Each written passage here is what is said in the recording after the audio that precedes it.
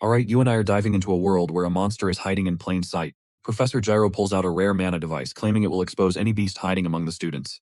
Argon goes first, clocking quality 4 and quantity 17, already crushing the standard average from last year. Furion hits quality 6 and quantity 20, but the sleeper Damien Quesh Adderser records with quality 9 and 67. Now watch this part closely. Every eye in the room just swung over to our main character Asta. He tries to play it low, but the orb flashes 10 before spitting out a straight-up system error. Asta forces a redo, faking a quantity 15 just to keep his true power hidden. See, there's a reason he is hiding. Asta was once a troubleshooter who stole a legendary tome from House Declan. Assassins hunt him down, but he mops the floor with them until only one guy is left breathing. Asta pins the hunter down with raw magic, ready to squeeze some intel out of his new prisoner. He demands to know how to use the tome, but the hunter realizes his boss Dylan actually has no clue.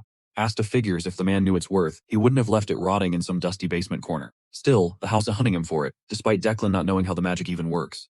The hunter begs Asta to hand it over so the big boss for a bit of mercy. Asta rejects the deal, promising an early grave instead, but then a massive portal rips open behind him. An overwhelming suffocating aura begins to pour out of the rift, chilling Asta to the very core. A refined man with a cane steps out. This is Farron Declan, the absolute head of the house. Farron politely asks for his book back, suggesting a quick chat. Asta's completely frozen. He spent 5 of his 10 years as their troubleshooter, yet he has never seen the boss in person. The Declans rule the eastern continent, and rumors say this man is the strongest mage in their history. Standing before a legend, Asta can feel the danger radiating off Farron, but he decides to keep his cool.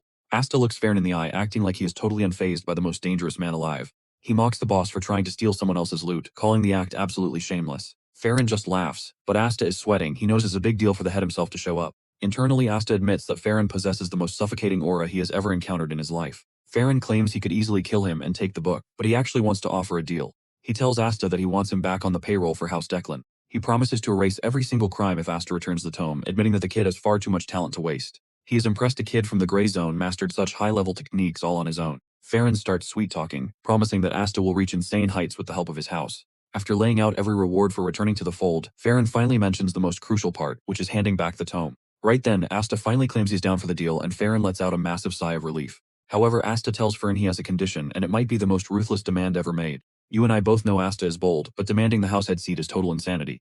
To prove he isn't playing, Asta executes his hostage. Farron warns him this path leads to the grave.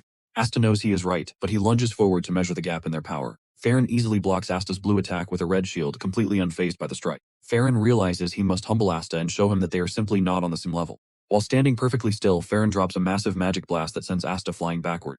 Asta barely escapes getting charred, finally realizing the true terrifying scale of a househead's power. He can't find a single weakness, and the moment his focus slips, Farron hammers him with another strike. Farron tells him there is no point in measuring their strength because the gap is simply too vast.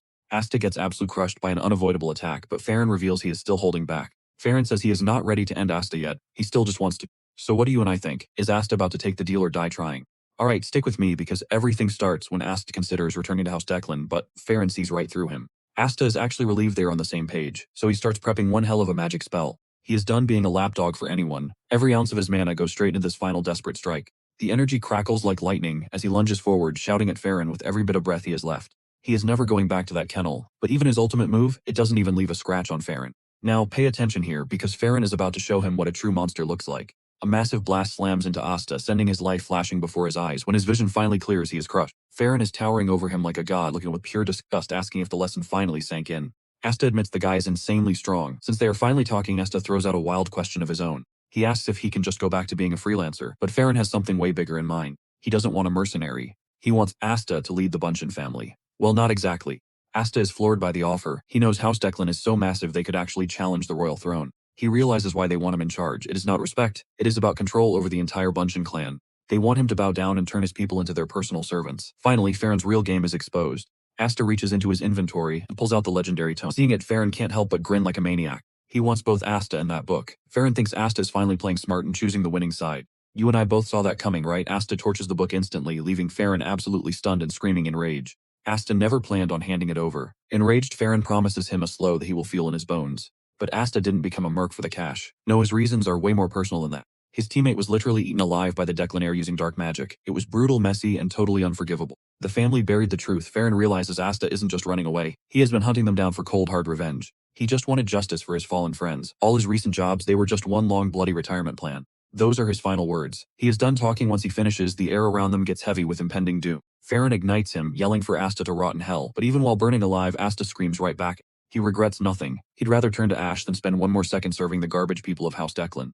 As the fire eats him up, he feels free. He makes one final silent vow to the if he gets another shot at life, he is coming for them properly. Suddenly, everything goes weird, like the world just stopped. Time freezes. Asta's losing his mind with confusion, but that burning book, it is still glowing bright in his hands. Glowing runes start crawling across his skin. It is the last thing he sees before blacking out completely. Then he wakes up. He is in a filthy slum, like a beggar. Slowly, he realizes he has somehow been sent back in time. He is a child again, back in the miserable gray zone. He rushes to Blake to check his reflection. It is him, alright, just a tiny scrawny version. But wait, the burn mark on his chest? It is still right there.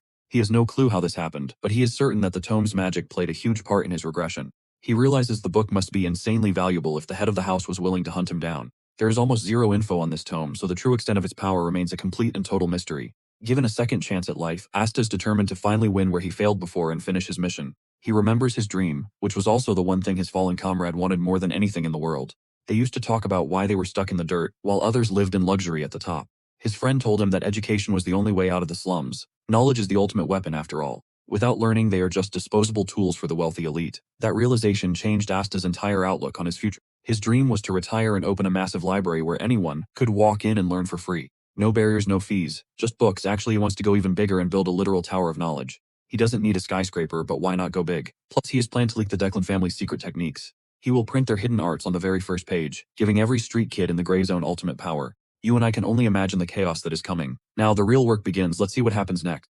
Alright, you and I are about to watch our hero's plan go south fast as a boot hits his jaw.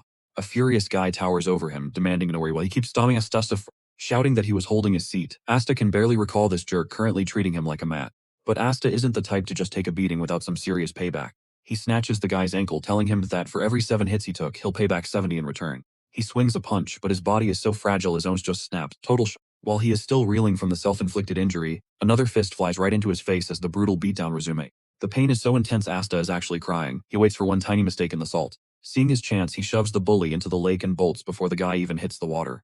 The soaked guy yells after him, but Asta just calls it a very tactical retreat. He swears to memorize that face. Every single bruise is going to be paid back in full later. As an old pro troubleshooter, quitting is never an option. He is coming for his revenge. Nursing his broken wrist in a dark alley, he is absolutely disgusted by how trash his physical stats are. His body literally broke from one punch, so he decides to focus purely on grinding his weak physical stats into shape first. Now pay attention, because this is where a creepy red-eyed kid appears and asks if he is hungry. Asta freezes, asking if they have met before, but the boy says he has no clue who Asta actually. The kid looks like high society, maybe some fallen noble who lost it all in a power struggle. To Asta, this kid is a walking disaster waiting to happen. His name is apparently Dame. He is weirded out by this kid just staring and dumping his life story on him.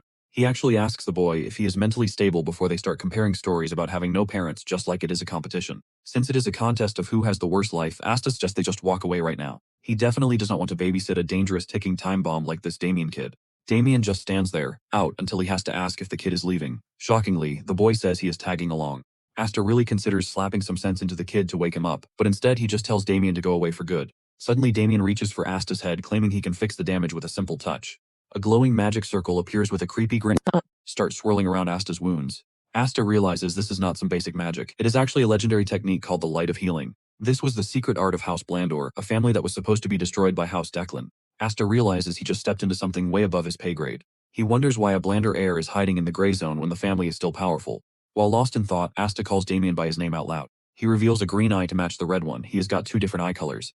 Wait for it, cause those odd eyes just triggered a terrifying memory Asta had buried deep. This kid grows up to be the monster of Blandor, the mad butcher who refuses to. After healing Asta, the future monster squats down to count ants like a totally normal child. He remembers his old life as a troubleshooter before he regressed.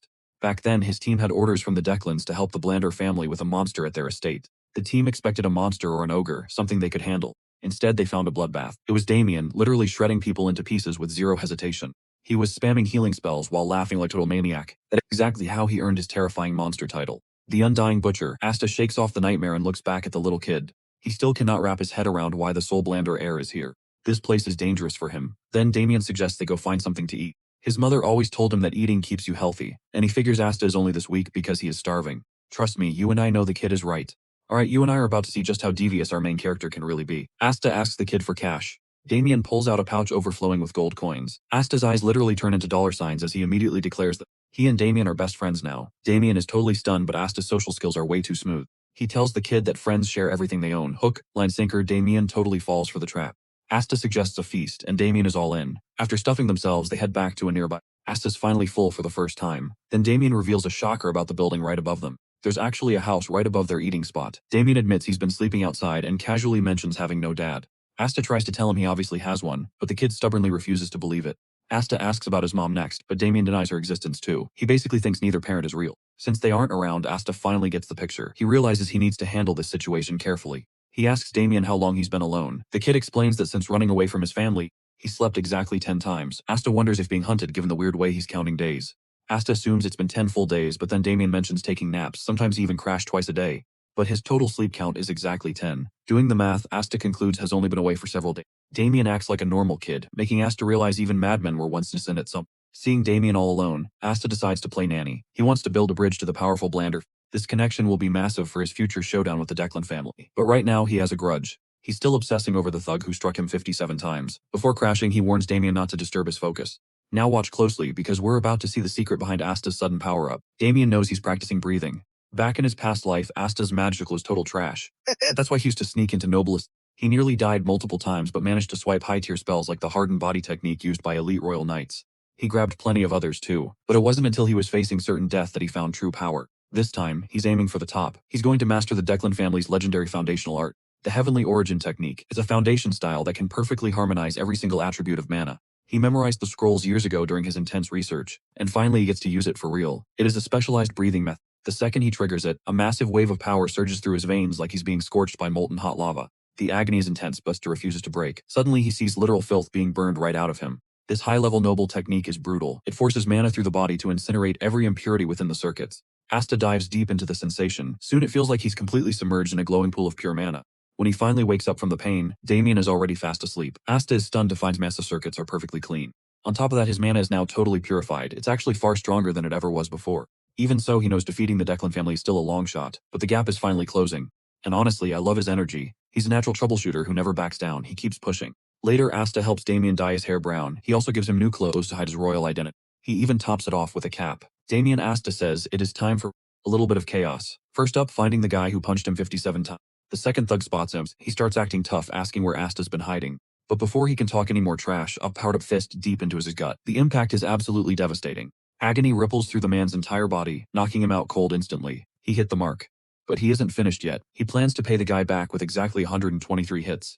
The rest of the house hears the noise and rushes out. They can't believe their youngest is causing this. Deep down, Asta is already plotting all the wild things he is going to do to every last one of them. Asta lets his rage loose and starts thumping them. He channels mana into his knuckles for extra stinging power. Damien stands back and watches the beatdown. He's actually loving the show and cheering Asta on. And trust me, you and I just witnessed the most chaotic ever. Damien heals them just so Asta can keep swinging. First up for a healing session is the guy Asta hates the most. He actually thinks Damien is doing him a favor. Alright, stick with me because Asta is about to remind him exactly how many hits he still owes his face. Once his knuckles get sore, Asta switches to canes. He lashes the leader so hard that his skin starts smoking from the friction. But the nightmare is just beginning. He makes Damien heal the guy just so he can restart the entire beating from scratch. This poor victim does not see two kids anymore. He sees a pair of absolute demons coming for his very soul. After a full day of venting his rage, Asta finally calls it quits. He actually tries to be polite. He sincerely thanks his victims for their help. Using them as human punching bags really brightened his entire mood. He cleared over 100 strikes per person. That is over 1,000 total. Our main character is feeling pretty proud. The leader of the thugs nervously asks if they can finally leave. Asta just gives him a casual yes. Then the guy remembers they are at his house. He suddenly grows a spine and tells Asta to get lost instead. Asta catches the vibe and drops a terrifying aura. One look sends scrambling back into the shadow. Now keep your eyes peeled. Asta senses someone dangerous approaching, and they are definitely not some amateur. This newcomer feels like a high-level troubleshooter. That is when the realization hits. They are here for Damien. He is stunned they tracked them down so fast. He thought he was being careful, but clearly someone was one step ahead. Asta knows they are cornered, but he is not the type to just sit there and wait for the hammer to drop. Drawing on his past life as a professional troubleshooter, he prepares for war. He begins compressing every ounce of mana he has. After packing the energy tight, he creates a lethal mana bullet and locks his sights directly onto the target. He charges in and fires, but the man pulls a slick knee slide to dodge it while screaming out Damien's name. Calling him master, the guy slides right up to the kid. Turns out he is actually the family butler, a man named Alfredo. He pulls Damien into a tight off. Alfredo refuses, insisting he goes home. Asta just stands in the background watching this bizarre family drama unfold. It is a pretty awkward moment for everyone involved.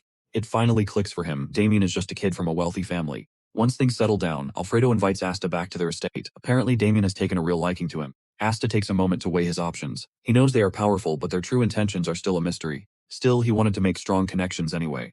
Plus, their territory is right on the path to the city. It is super convenient since Zenyon Academy is nearby too. The academy has a world-class library. Asta needs to scout it out so he can build his own collection someday. He agrees to go for now, and before long they pull up to the massive family estate. As he steps out of the carriage, it hits him. This is his first time visiting a place this prestigious. Since the sun is down, Alfredo suggests they crash. He orders a maid named Lancey to look. Lancey shoots Damien a look so cold it could freeze fire. The kid knows he is in for it tonight. Alfredo heads over to report to the family matron Gamo. He tells her he found Damien hiding out. You and I both know she has a temper. Gamo fires off a rage field spell before even checking her son. Once she realizes her boy is safe, she finally relaxes. Alfredo breathes a massive sigh of relief right alongside her. He knew exactly what would happen. Hurting Damien would have been a death sentence for anyone in that room. Gamo used to be known as the Blood Witch. Her fury is legendary. She eventually stops scaring everyone and thanks Alfredo. But before he leaves, Alfredo mentions there is one more detail. He tells Gamo about Damien's mysterious new friend Asta. He explains that the kid sensed his presence before he even appeared. He had a counterattack ready and waiting. Alfredo reveals that Asta was literally holding a mana bullet during their standoff. This news actually catches Gamo's attention. She admits that finding that kind of talent in the gray zone is unreal. Because of this, Alfredo asks her for a favor. The next morning, Asta wakes up to a wild request. Alfredo wants him to become his official successor in the family. Asta is completely floored by the offer. Alfredo is just glad he managed to catch the kid off guard. He is certain Asta will say yes in a heartbeat. It is a once-in-a-lifetime chance, but Alfredo is absolutely stunned. Asta looks him in the eye and says no. Alfredo literally thinks his ears are broken and he heard wrong. Trust me, you and I are just as shocked as Damien is by this insane rejection. Asta makes it clear he's perfectly fine with how things are right now. Alfredo realizes Asta's a gray zone native who's relying on raw natural-born magic. Alright, you and I are about to watch this old man try to crush Asta's confidence. He warns Asta that he's clueless about the world's real dangers, like a goblin in a massive canyon. Asta hits back, saying he's more like a wyvern. Shocked, Alfredo decides it's time for a reality check. He leads Asta to the Butler training grounds, where the elite recruits are currently mid-session. Alfredo flexes the grand display, boasting that these talented kids are actually Asta's age. They're the recognized prodigies of House Blander, and Asta admits their training looks incredibly precise. They don't even look like kids anymore, yet Asta is still completely unimpressed by what he's seeing. Asta mentions he can sense their auras, making Alfredo think he's finally winning him over. He promises Asta a chance to shine just like them, but Asta shoots him down again. Suddenly, a trainee named Winster steps up with a suggestion that's about to shake things up. Winster thinks Asta's just a talentless hack who's too scared to accept the chief butler's offer. Now watch this. Winster wants to prove Asta knows nothing by challenging him to a duel. Alfredo senses the kid's massive ego but gives a green light anyway, asking if Asta's game. Asta gets it. To these trainees, he's just some random rival who popped out of nowhere. They probably think he's just some lucky nobody who stumbled into the opportunity of a lifetime. The role of Chief Butler's successor is on the line. Asta accepts but chooses his own opponents. Alfredo tells him to go for it. Asta points at Winster and then 4 others. Everyone is stunned. Asta's literally asking for an 5 versus 1 hand. He tells Winster he can back out if he's scared. Alfredo just laughs, loving the bold. This is the fire he wants in a successor. He asks if Oz is ready responsible. Trust me, you and I need to see this bet. If Asta lasts 1 minute, he gets a gift. But if he loses, he's forced into the job. Asta hears the desperation but doesn't blink. He's not sweating it at all. With the deal set, Alfredo tells them to step into the ring. The instructor's worried this is getting out of hand, but Alfredo says Asta needs a lesson in humility. The instructor is terrified of hurting Damien's guest, so he rushes over to find the young lord. He begs Damien to call off the fight before his friend gets seriously injured in the ring. Instead, Damien is hyped. He wants to join in, but Lancey warns him he'll get in trouble. Alfredo snaps at the instructor to stop stalling and just start the damn match already. Realizing he can't stop the madness, the instructor finally gives in to the inevitable showdown. Lancey senses the chaotic vibe and heads out, reminding Damien one last time to stay out of it. Damien just flashes a grin. The instructor gathers the kids to lay down the ground rules. It's a free-for-all until someone gives up, though the instructor can pull the plug anytime. Winster is glaring daggers at Asta, ready to expose him as a The signal goes off, and Asta doesn't waste a single second. He moves like a total blur. He hammers a man-imbued punch into Winster's gut, sending the kid flying back, coughing up fluid. Before Winster can even blink, the other trainees are already face down on the ground in agony. Only Winster is left standing. Asta looms over him like a villain, promising a very special He says this while casually spinning deadly mana bullets right between his fingertips. Lesson number 1 is simple. Never ever underestimate the guy you think is small. Winster is literally shaking in his boots. Seeing Asta control mana bullets like toys is terrifying. He knows exactly how much skill that takes. Asta moves on to the next painful lesson. Lesson 2. Stop judging people so easily. He peppers the group with mana bullets as they scream. And for the final lesson, you and I can see the world is vast and incredibly bitter. Alright, stick with me as Asta closes the gap and crushes Winster with a single brutal punch. With a cold grin, he promises to personally drill those lessons into their heads right now. Winster howls in agony, calling him a maniac for attacking without even using a drop of magic. Asta fires back that this is magic, punctuate with a heavy kick to Winster's skull. He calls it physical magic, leaving the entire room paralyzed as he begins his one-man ramp. He treats these trainees like absolute fodder, tossing them around as if they were his own puppets. Alfredo stands there frozen, completely baffled by the insane magic bullet technique he just saw Asta pull off. He wonders just how many layers of mana were packed into those bullets to make them that deadly. The realization hits him hard. Those shots were compressed at least 4 or 5 times over. If those mana rounds had actually hit him earlier, he would have been in serious trouble. It's clear now that Asta has flawless control over internal energy and god-tier combat skills. Meanwhile, Damien is busy healing the victims, just so Asta can have a little more fun smashing them. Now pay attention, because the vibe shifts instantly when Lancey and Gamo suddenly burst into the room. Seeing the matron finally arrive, the instructor lets out a massive sigh, thinking they're finally saved. When Gamo demands an explanation, Alfredo tries to play it off as a simple training test. Gamo can't believe her eyes. Asta is literally trashing the entire group. While Asta wrecks the trainees and Damien plays medic, Gamo finally snaps and orders, "Alfredo." She tells the instructor to clear the room while sending Asta and Damien back to their quarters. Walking right up to him, she cold-bloodedly fires him on the spot. Later that night, Gamo warns Alfredo that he crossed the line regardless of his intent, and he fully accepts it. He owns up to his massive blunder and tells her he's ready for whatever punishment comes next. When asked if Damien helped out during the actual brawl, Alfredo confirms Asta did it all alone. He notes that Asta is just terrifyingly good at hurting people before continuing his report to Gamo. He explains that Asta used the magic bullet again, but this time with insane levels of compression. The goal was raw power. Hearing this, how elite Asta's mana control really is. And you and I saw it too, the way he dismantled 5 trainees like they were nothing. It looked effortless. Gamo understands that manipulating a mana bullet like that is incredibly difficult. Even for high-level mages, that technique is a nightmare. Then she asks about the succession offer. Alfredo breaks the news that Asta flat-out rejected it, which forces Gamo to rethink her strategy. Knowing she needs to reevaluate this kid, she calls Asta in for a private meeting. Asta shows up, only to find Dame like a spoiled brat and inhaling cookies nearby. Before things get serious, Gamo slides a mysterious box across the table, catching Asta off guard. She mentions Alfredo's promised gift, and Asta is shocked by how quickly they prepared this. Inside the box, he finds a high-grade item that glows with pure rare quality. In the Blander family, only elite recruits for the top 5 divisions ever get their hands on this. Asta smells a rat, suspecting some hidden strings are attached to this fancy gift. She tells him to take it without any guilt because he saved her son in the gray zone. She formally apologizes for the trouble earlier, but Asta isn't ready to let his guard down. Thinking it's a trap, he asks point-blank if accepting this means he has to join Blandor. He wonders if consuming the item forces his loyalty, but she assures him there's no such rule. Even when he asks if it's poisoned, her answer stays no. Asta is genuinely stunned.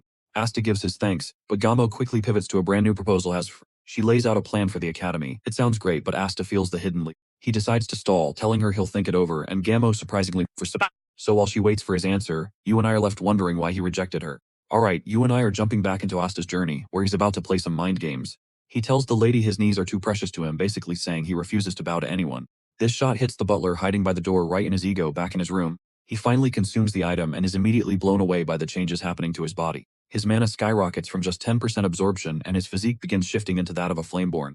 Asta is even more shocked that this item leaves 0 impurities behind in his system. Regarding the academy, he's already made up his mind. Enrolling is his fastest ticket to finding a sponsor. The perks are huge, but at the same time it feels like he's walking straight into a trap. Regardless, Asta decides to go for a run. He steps, only to hear a voice calling his name. Asta turns to see a strange guy watching it. He has platinum blonde hair, making Asta think he might be a direct relative of Damien. Asta decides to play dumb, telling the guy he's got the wrong person and he isn't Asta. The stranger is totally stunned because this kid's entire appearance matches the description he was given exactly. Asta doubles down on the lie, claiming his hair color actually shifts depending on the lighting in the room. The guy buys it and turns to leave, apologizing for the mix-up, but then, the absolute worst timing ever. Alfredo rushes over and shouts Asta's name. He's back to talk about the butler job, but he's already exposed Asta's identity to the stranger. The guy spins around immediately, realizing his first gut instinct was actually right. The guy mocks Asta's unpleasant face, and with no way left to hide, he finally admits. This sets the guy off, but he backs down once he notices Alfredo standing there. He tells Asta to meet him at the mage hall later for a beatdown and a lesson in manners. After he leaves, Alfredo checks if Asta's okay, but he just plays it cool. You and I both know Asta isn't someone you want to pick a fight with right now. He's ready. He's ready to brawl, but first asks to see Gamo and is taken to her office. Gamo is surprised by the early visit and asks if he's reached a final decision. He gives Gamo his final answer. He'll enroll in the academy as offered. Gamo is shocked but seriously relieved to hear. Gamo starts making the arrangements immediately. Asta leaves the room just as Alfredo walks in. He asks about Asta, confirms Alfredo starts celebrating the massive win. The plan is to pay for his first semester, then leave him struggling for the second. They believe the tuition stress will make Asta even more desperate to learn more. That's when Alfredo will step in to help. Gamo has to tell him to pipe down. Alfredo apologizes and heads to the kitchen since breakfast is almost ready. Gamo sees why Alfredo's so hyped to get a successor even if the plan is sloppy. But Alfredo is confident because the former head butler once used that same trick on him. Asta then heads over to the mage hall to meet that arrogant jerk from earlier. He opens the door to find a hooded mage asking why he showed up. Asta starts to stutter since he never actually got the brat's name. Suddenly the mage gets excited and says he's been waiting. He leads Asta to another. He warns him to watch his head as Asta enters a room full of flying notes. He finally gets the warning as he dodges the paper and runs right into a new guy. He introduces himself as Wenji von Blonder and asks if Asta is there for his brother. Asta wonders if that brat is really his brother, but he knows one thing about mages. They all share a common trait. First, they get hit with messy hair that they eventually pull out. You and I are about to see those 3 stages. Alright, you and I are starting with the most relatable struggle in the magic world, hair loss. Stage 2 is just giving up and letting that shiny dome take center stage. Then comes stage 3, where they just accept defeat and shave the rest off completely. But stage 4, that's where they try to use forbidden research to fix the impossible. They spend lifetimes trying to magic their hair back, but trust me, nobody has ever succeeded. Luckily, Wenji doesn't have any of those issues as he stands there looking perfectly groomed. Wenji starts by apologizing for his brother's trash behavior, then Asta asks if he's an academic. Turns out Wenji is actually a vice dean. He keeps things classy by serving Asta drink. Asta is genuinely shocked that a guy like Wenji has already climbed that high up the ladder. He knows Wenji has to be elite because positions like that aren't just handed out to family names. Wenji teases Asta for being different, then reveals he's already aware that the kid has been encouraged to enroll at school. He's headed for Xinian Academy, which is huge. Wenji congratulates him on such a massive opportunity for his future. Wenji mentions he's also a graduate of that school, specifically from the 145th class to ever pass through. Asta couldn't care less. He never asked for a trip down Wenji's memory lane.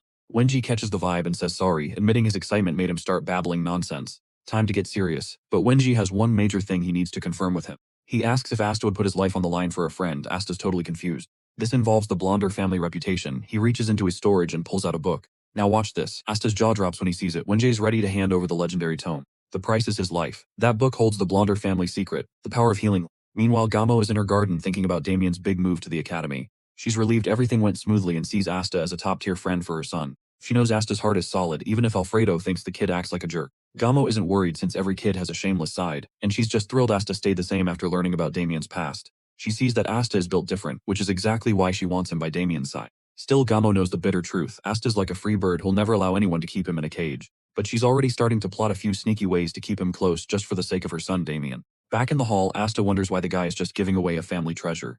Let's pause for a second. Or a lucky break, even Asta isn't sure. Wenji tries to read him, but Asta's face is a total blank, like he's wearing a mask. Wenji tells him to think hard before answering. Don't let the shiny reward blind you to the risk.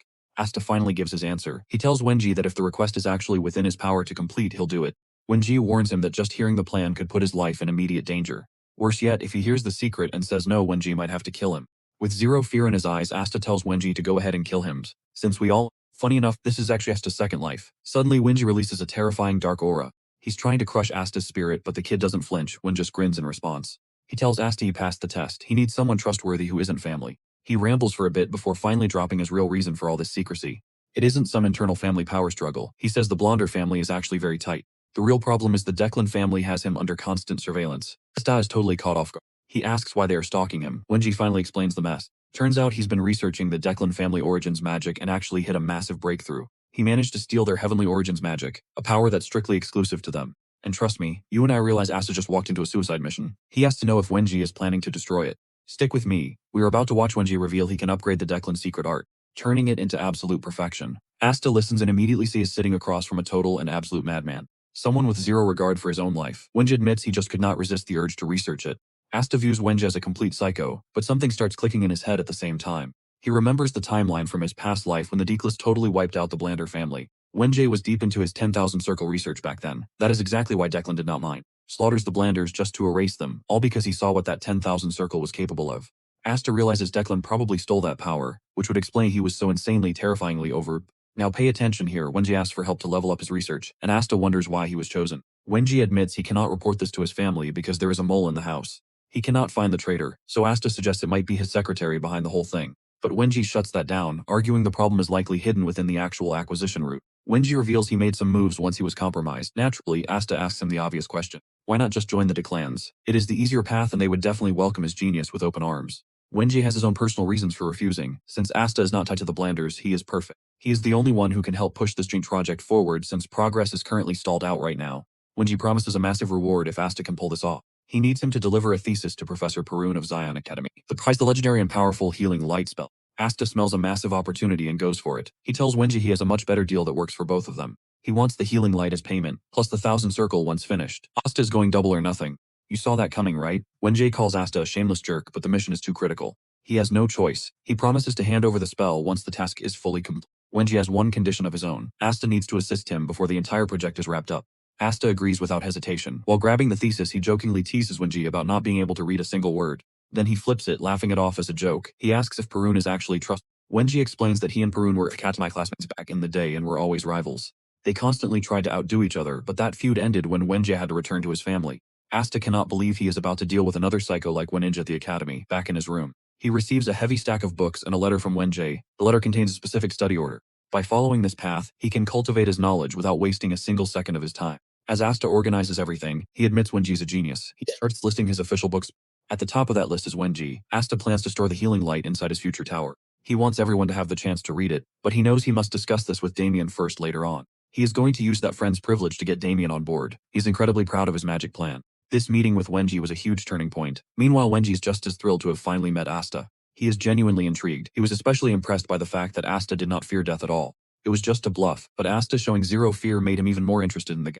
Wenji can see it clearly. Asta has the eyes of someone who is not afraid to die. He is hyped to find someone actually useful, not like the usual pigs he is forced to work with. He senses Asta is hiding a lot, but he likes it. They basically share the same dream. Soon after, Asta gets ready for the academy. He packs up and Lancey arrives at his room to pick him up. She explains he just needs to do some simple paperwork once they arrive at the academy gates. Lancey drops the news that he and Damien are exempt from exams. She tells him he looks sharp. Asta plays it smooth like a gentleman and thanks her for the compliment. And trust me, we can both see that being from a prestigious family clearly has its perks. Alright, you and I are about to dive back into Zion Academy with Asta and his lucky admission. He finds Damien and his mother waiting by the carriage. The lady reminds the boys to stay safe at school. Gamo adds that she is praying for his success. Asta smiles, genuinely thanking him in words. Deep down, he is determined to win big, knowing this academy is packed with massive opportunity. Asta plans to seize everything he can. He is also hyped to meet his new classmates along the way. He checks out the light spellbook from Wendy. The simplified interpretations inside really catch his eye. Usually nobles overcomplicate these techniques, but Wendy kept things straight to the point for him. Asta realizes this version works perfectly with Declan's celestial principle, unlike any of the other versions. They finally arrive. Asta leans by the window to take in the sight of the legendary Zion Academy. Lancey announces they have reached the end of the line, following the strict rules of the founding principle. During admission, every student must walk on foot regardless of their status. They have officially made it. This is where they part ways. She wishes the kids a great time before they exit the carriage. Suddenly, Damien grabs Asta and tells him they need to sprint to the entrance ceremony immediately. He is terrified they will lose their seats. Asta is confused since this ceremony is not some village theater. Then it clicks. He remembers that Lancey was the one who told Damien that first come first served. Now pay attention because Asta catches the lie instantly but decides just roll with it for once. They reach the hall just in time. The scale of the ceremony is absolutely massive. Damien is shocked by the crowd. Even with half the hall empty, he still totally believes Lancey's lie. Asta can't believe his friend is still this clueless. The guy has no idea he was totally. He pulls out their seat reservations to find their actual spots. No need for the mad dash. Damien points to a random area and suggests they sit there, leaving Asta completely lost. He can't wrap his head around Damien's energy. Wasn't this the same guy trying to run away earlier? Suddenly, Damien slams into a massive student named Exeter. The giant dude looks down at him like trash. Like he is just a bug on the floor. Asta quickly helps his friend up and checks on him. Damien says he is fine, blaming the collision on his own clumsiness for not looking where he walked. They try to walk away, but Exeter stops them. Apparently, Damien accidentally got some spit on his clothes. While Asta processes the situation, Damien trusses back to wait off, but he uses more saliva. This sends Exeter over the edge. He snaps and throws a straight at Damien's face. Asta moves like lightning and blocks the strike. He tells the dude to chill before things get ugly. Exeter is furious. Damien proudly yells that Asta is his best friend. Asta nods and Exeter finally sees why he stepped in, but then he gives Asta a deadly warning. Now here's the part where it gets wild. You and I both know that Asta is absolutely not your average commoner. This guy wants to settle things with violence, not talk. The confrontation immediately draws a massive crowd. Word spreads that Exeter is a direct descendant of the Delampi family. The hype in the room explodes. Students start placing bets on the winner. Almost everyone is putting their money on the noble giant Exeter. One student wants to break them up before it gets worse, thinking the crowded room is too small. He thinks they can't even move properly here. But another student has a much different idea. He throws up a barrier so they can go all out. The crowd starts chanting for Exeter to win. Meanwhile, a mysterious creepy student watches from the shadows. He is staying completely out of the drama. But he is grinning as if he already knows exactly what is about to go down inside that barrier. Exeter introduces himself with pride and demands Asta just says he is not a noble. He tells Exeter to treat him like a nobody who is just passing through. Total disrespect. Exeter mocks him, offering the first consensus image. Asta just laughs in his face. He teases the giant, causing Exeter to charge like a maniac. Asta reminds him it is a 2 versus 1. He dodges effortlessly and lands a brutal counter. Trust me, this is only the beginning. Alright, stick with me because you're about to see a massive warrior get humbled by a total rookie. That impact felt way too heavy. Exeter starts doubting if Asta is even a real. Suddenly Damien casts a healing spell on his own enemy, leaving Exeter completely baffled and confused. Poor guy has no idea that he's about to endure the most brutal beatdown ever. While Exeter is spaced out, Sta lunges forward and buries a heavy fist into his stomach. Blow after blow rains down before he finally realizes the nightmare these two have cooked up. One breaks him while the other heals him. He's officially fighting some absolute lunatics. Panic starts setting in, but the watching students suddenly erupt into cheers to back him up. They're screaming for him to go all out. Hearing his fans, Exeter finally snaps back into the zone. He roars in fury, calling Asta, swinging a massive arm that Asta easily dodges. Asta actually praises his effort, which only makes Exeter see red as he throws another full power right. He finally connects and sends Asta flying backward, making the crowd go wild now that he's back in it. But Exeter isn't celebrating. Even though he landed the hit, the feedback felt strangely weak and hollow. Asta flips through the air and sticks the landing perfectly, leaving Exeter stunned but ready to rush again. As he charges, Asta notices Damien is still pumping healing magic into their opponent to keep him standing. This marathon won't work. He realizes he needs to end this right now with one final devastating strike. Now pay attention, Asta's using a secret technique from his legendary past life. By harvesting energy from colliding mana particles, he creates a force that isn't even classified as normal magic. It's pure technical mastery. Once his move is fully charged, he lets Exeter get dangerously close. The following impact triggers a massive shockwave that nearly blinds the crowd and shatters the magical barrier. Nobody can believe their eyes as Exeter's massive body crashes into the dirt, completely knocked out cold. Everyone is stunned that the mighty Exeter fell to just one single punch. Asta strikes a classic warrior pose to soak up the hype while the students begin chanting his name. You and I can guess what they're thinking. Is this guy even a real magician? Asta gives him a proud head pat while a mysterious spectator watches them from the shadows with a grin. Suddenly, a teacher storms onto the field to shut down the chaos and restore order. He's losing his mind that these kids are already throwing hands on their very first day. He demands to know who started it, but since the fight was so epic, nobody is willing to snitch. Asta's already looking for an exit, but Damien's big mouth ruins their entire escape plan. He shouts to get the teacher's attention, proudly confessing that he and Asta were the ones fighting. Asta just closes his eyes in pure disappointment as the giant Exeter remains unconscious. Both boys are immediately hauled off to the principal's office. Luckily, they get off with a warning since they were honest and Exeter wasn't permanently injured.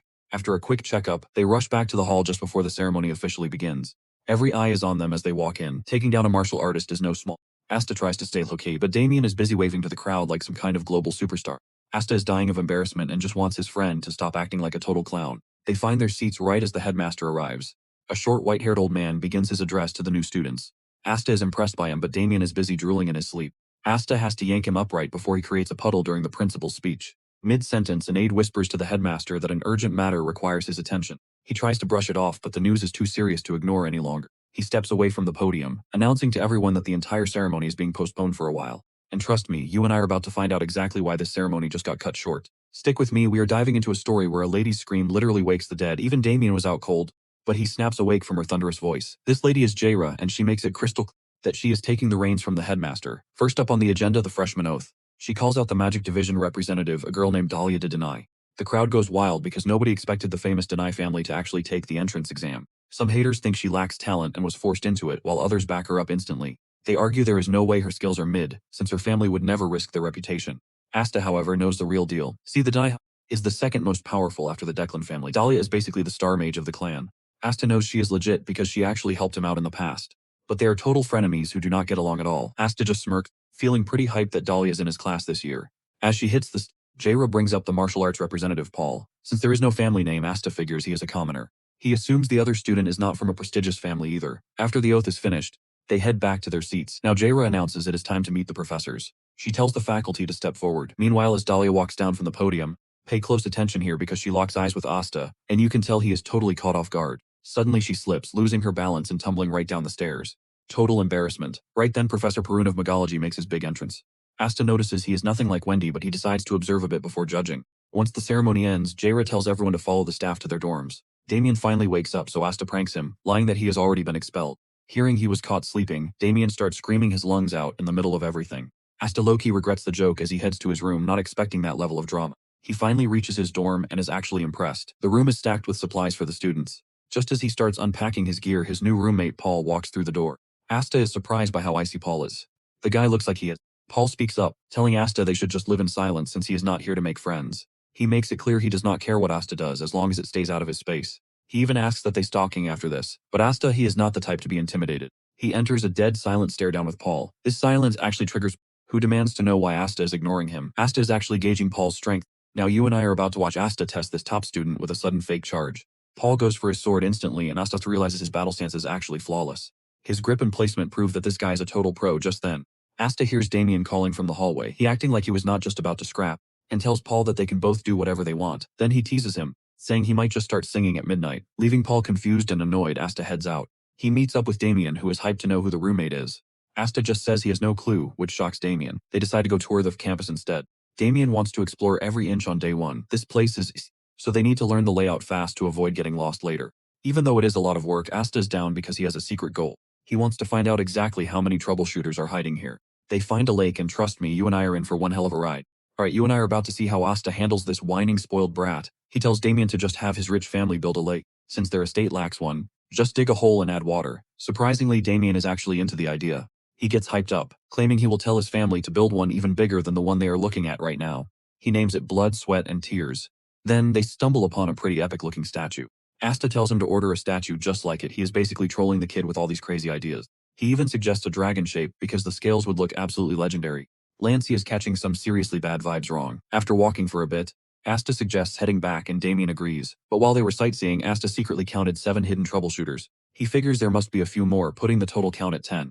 Doing the math, he realizes Perun's lab is in the second magic hall. He connects the dots instantly. The troubleshooters are definitely hunting Perun. Since Declan knows when G has help, he is already suspicious of him. Asta wonders why they are not tailing him yet, but then realizes they are actually perfectly on schedule. Now pay attention here, because Asta is about to go undercover to see exactly what they are planning. He sneaks in to listen. The first guy says, HQ just issued an emergency order. They need to group up the target's nest immediately. The second guy asks if they are hitting the main target or the sub. It is the sub. They plan to deliver the package by midnight. Since Wenji already made his move, Perun is officially the prey. But they are worried about the academy professors. Apparently those guys are way out of their league. The first guy reveals that while Declan is not coming, the fire demon Callahan is joining the raid. This is huge because Cal is the vice leader of Declan's elite mage corps. The Red Jewel. This means Declan is going all out for this mission. But it also means these troubleshooters are just pawns. They will be sacrificed if it guarantees success.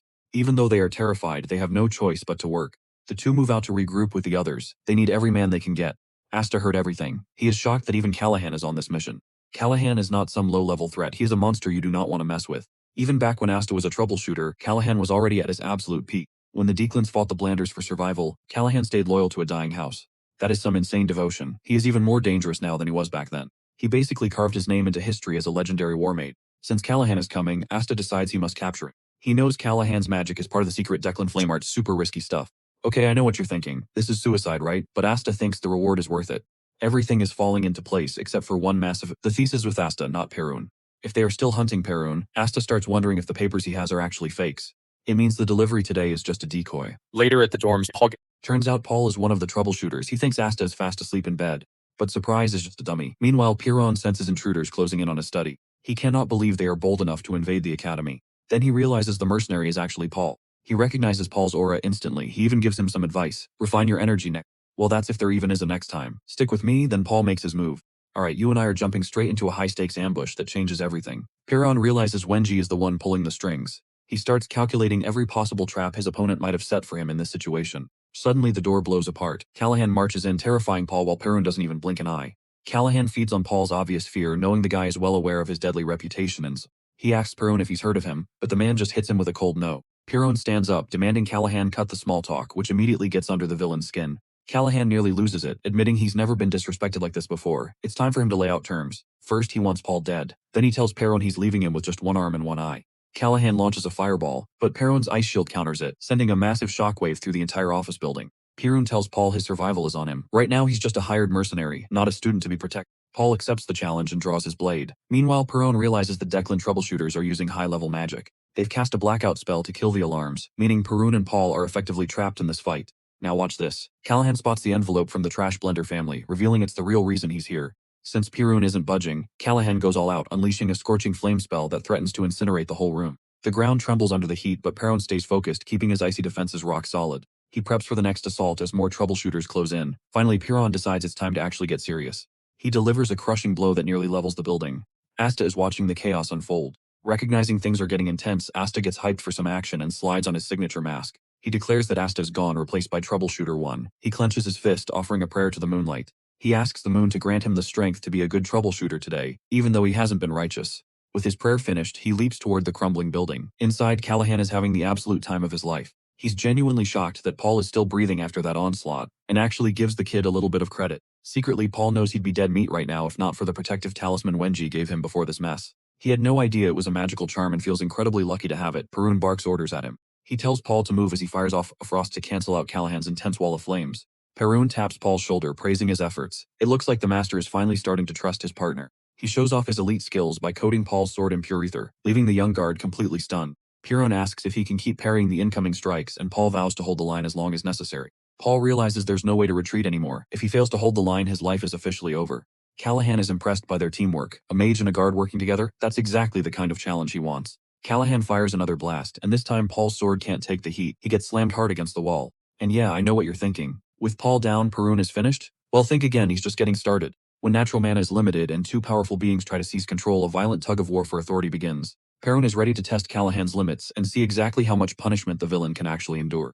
Callahan is thrilled to accept the duel. Both warriors release their full power, clashing in an earth-shattering explosion of energy.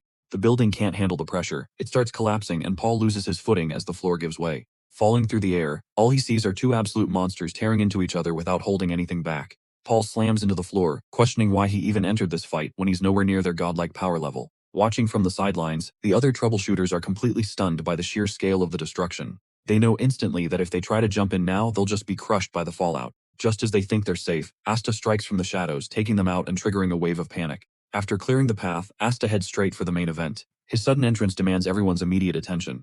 Both sides are left wondering whose team he's on. With insane speed, Asta lunges forward and grabs Callahan by the throat. He coldly tells him that he's reached the end of the road. Terrified, Callahan desperately fires a point-blank blast. Looks like you and I just saw a monster get put in his place. Callahan suffers a backlash while Asta remains untouched.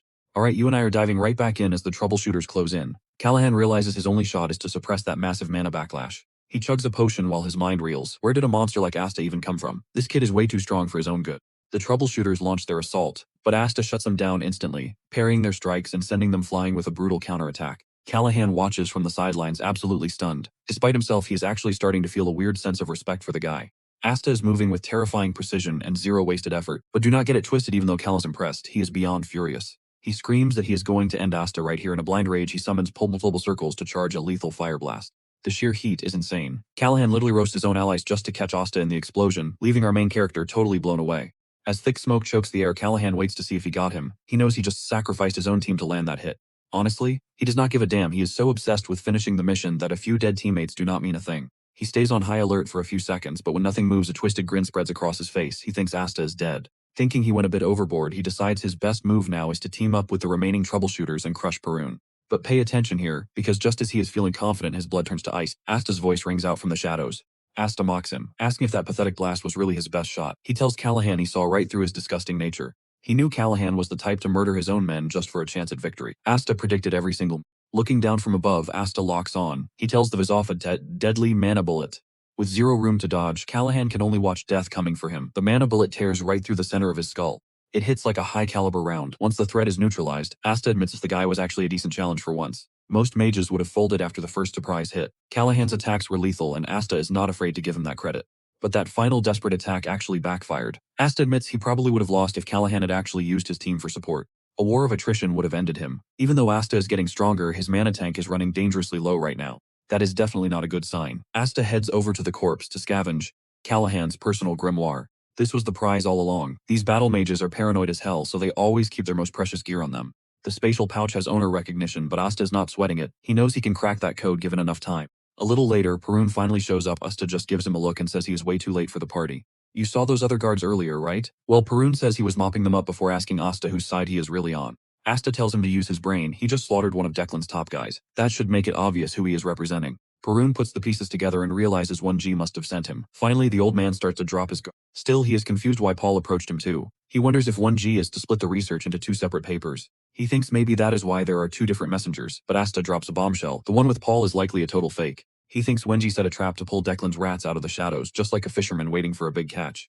The plan was probably to tighten security while systematically wiping out Declan's influence in the area. Asta sees the whole board now. But deep down, Asta feels something is wrong. Even with a blackout spell, that fight was too loud to be ignored. The Imperial Knights should have stormed in by now. This means they have been bought off too. The corruption goes all the way up. Perun asks if Asta is the official courier. Instead of words, Asta just pulls out the thesis and hands the documents over. As he takes them, Perun asks if Asta knows what is inside. Asta just no idiot, he knows exactly what is up.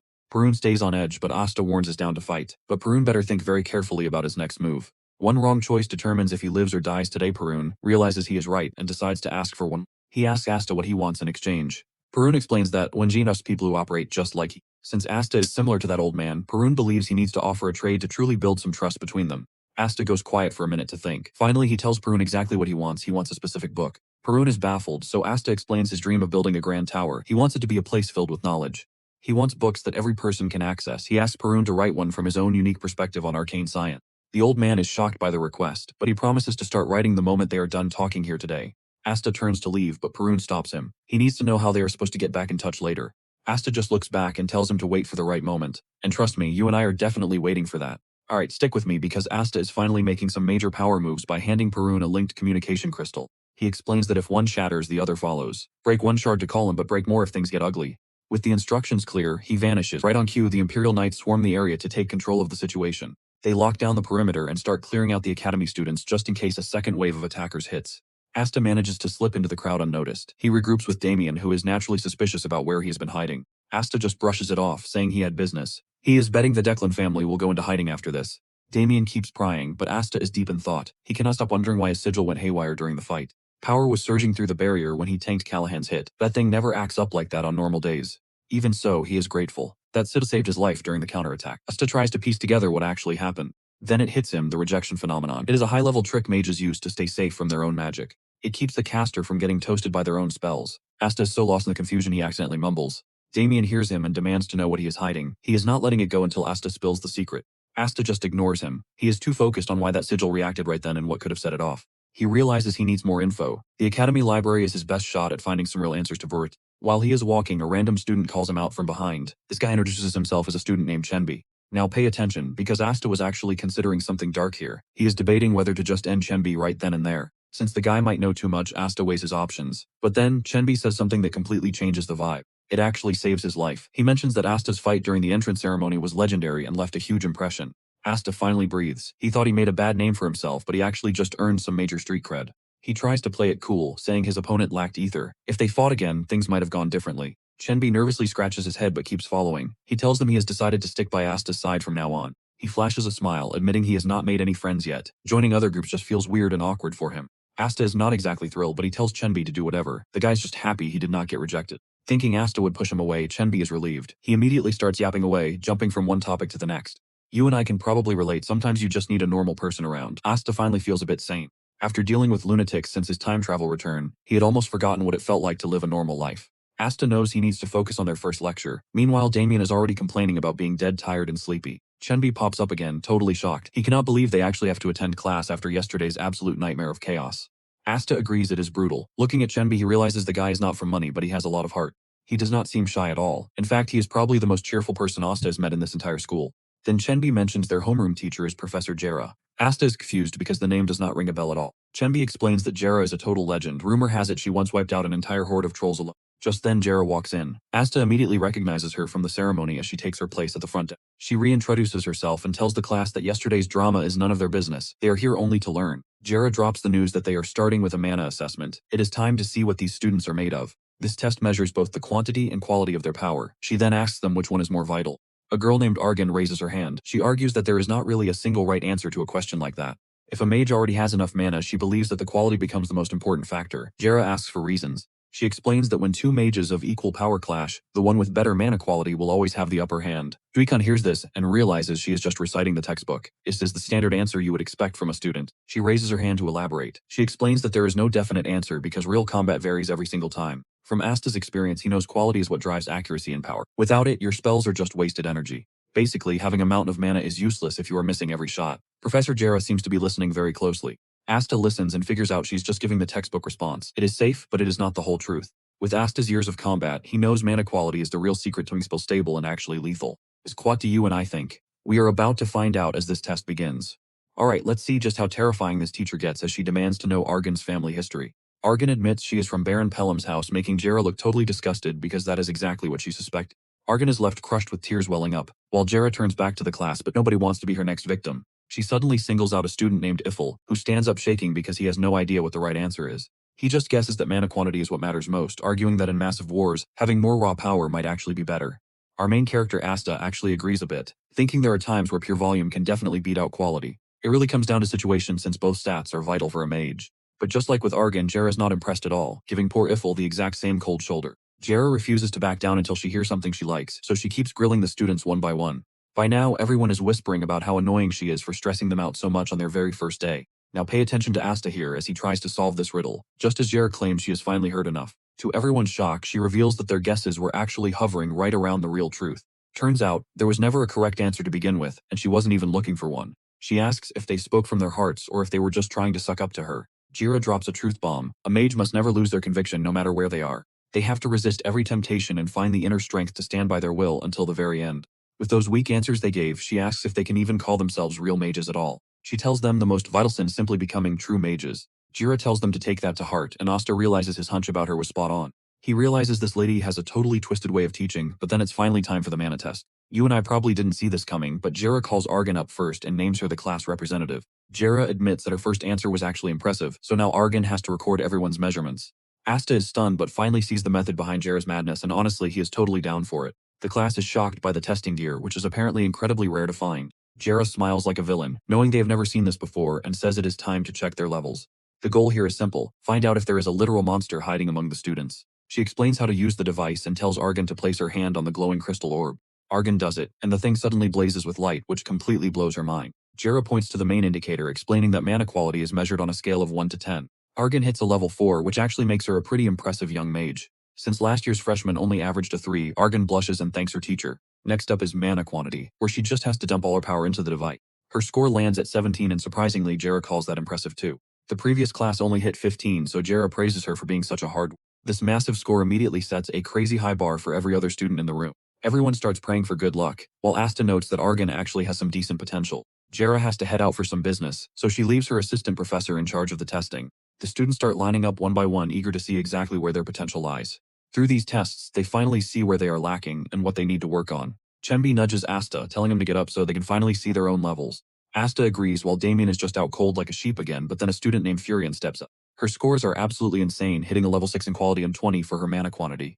Asta realizes she is from the same house as Dahlia, but her hair color means she is from a branch family. The assistant professor also knows that these crazy scores come from being part of such a prestigious bloodline. Trust me, you and I just learned that in this world, a powerful family name means everything. Trust me on this one. When Damien finally wakes up from his nap, he's about to shake the entire foundation of this school. Dazed and confused, the kid has no clue what is going on, so Asta tells him to just keep sleeping before quickly changing his mind. They are doing mana testing, but Damien is totally bored and wonders why they are even wasting their time with this. Asta has no clue why either, but since it is harmless and they are already in class, he figures why not.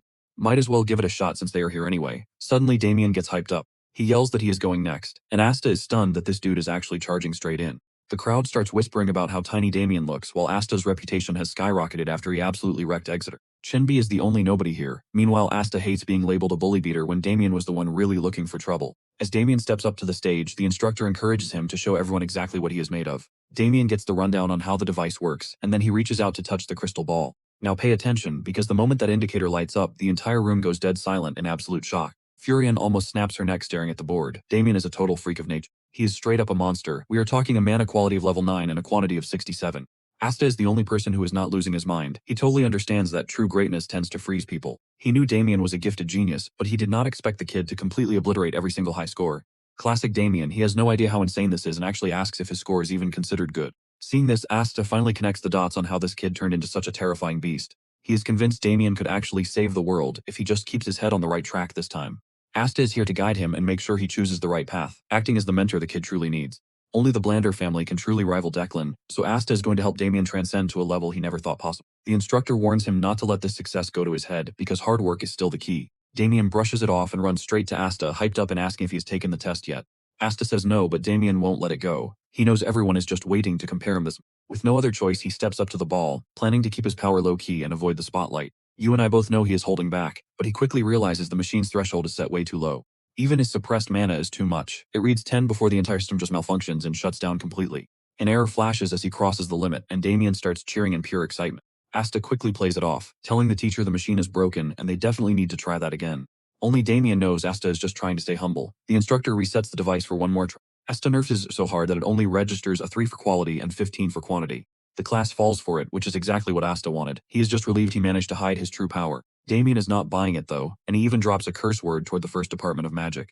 Up in her office, Jaira watches the reconstruction of the second mage hall until her assistant Yor finally arrives. He hands over the fresh mana records. Jaira scans the list and a few specific scores immediately grab her attention. She notes that Damien will need proper guidance, but then she spots Asta's score in the very suspicious retest note. That error message tells her everything she needs to know. Asta is no ordinary kid and she is keeping an eye on him.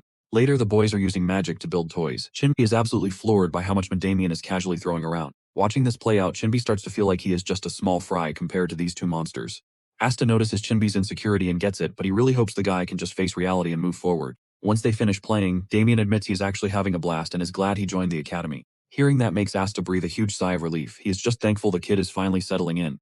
Later on, Asta finally cracks the code spatial pocket he snatched up earlier. Since his magical sense was lacking, it took a whole month to break in. During that time, he stayed busy. He successfully converted the Blander elixir into pure mana and soaked up a massive amount of academy knowledge along the way. He is finally ready to open that spatial pocket. Trust me, you and I are about to see things get even crazier. Alright, stick with me because our hero just hit the jackpot in the most unexpected way. He grabs a defense artifact pull, and finally stumbles upon one of Declan's secret grimoires. This red flame is basically a downgraded secret spell from the blue flame, famously wielded by Perun himself. It's high-tier magic meant to incinerate through enemy forces, but he can't exactly master it in 5 minutes. Realizing it'll take some serious grinding, he shifts focus as the academy gathers for midterm performance evaluations. The crowd is massive, and Chenbi confirms that every single first-year student is packed into the arena. Chenbi leaks some intel about the canyon breakthrough being the main event after overhearing the staff whispering. See, the midterms are actually broken down into 3 brutal phases designed to weed out the weak. First up is the trial corridor, a twisted sewer-like labyrinth where the only goal is to survive. Next comes the canyon breakthrough, which is basically a high-stakes race straight to the finish line. Finally, the simulator pits you against monsters or humans. Asta knows these tests inside out though. He's chilling since passing is easy for him, but he's low-key worried about Chenbi's lack of skill. While the students are busy theorizing, a massive booming voice commands the entire room to shut up. It's Perun, and he doesn't waste any time introducing himself as the man in charge of these evaluations. Almost immediately, he drops the bombshell that their first challenge will be the dreaded trial corridor. Chenbi looks like he's about to lose it because his little survival plan just went up in smoke. Perun orders everyone to fall into line by class so he can break down the actual rules. He explains the trial corridor is a sewer maze where they just need to reach the exit gate. Apparently, every path eventually leads to the end. Hearing this, Chenbi thinks he's got it in the bag. He's grinning, thinking it's easy mode, but then Perun mentions that was only the basic version. And here's where it gets wild. Watch as he unveils the massive golems waiting for them. Chenbi is absolutely panicking. Using combat golems for a midterm performance test, that's just completely insane. Perun admits they're slow, but don't let that fool you. They're incredibly tanky for their level. To keep it fair, their cores are exposed and durability lowered, giving the students a fighting chance. Even so, he warns that in these tight closed-off spaces, those golems will hunt you down fast. Seeing the fear on their faces, Perun feels disappointed, but he's still hoping for a few diamonds. He scans the crowd for potential and quickly writes off Damien, thinking the guy looks totally unimpressive. Perun keeps going with the rules, explaining that these golems are essentially the ultimate gatekeepers. Students have to either crush them or find a way to slip past without getting caught. Each person gets a special test bracelet that generates a protective force field around their body. The moment that shield breaks, you're disqualified, and the golems will just stop attacking you. Realizing the students are still looking pretty uninspired, he decides to throw a little bait their way. He promises a personal, high value to whoever manages to truly impress him during the test. You saw that look in Asta's eyes, right? He's officially locked in for whatever prize is waiting. See, Rapeter is the biggest library on the continent, divided into upper, middle, and lower tiers. Because of his current low status, Asta is strictly stuck searching through the lower tier levels. He's already scoured the bottom floor for clues, but he found absolutely nothing useful down there. If he wants the real answers, he needs to infiltrate the middle or upper sections of the library. The problem, those floors are off-limits, reserved only for royalty and the most elite noble houses. But there's a loophole. A recommendation from 3 different professors can grant him full access.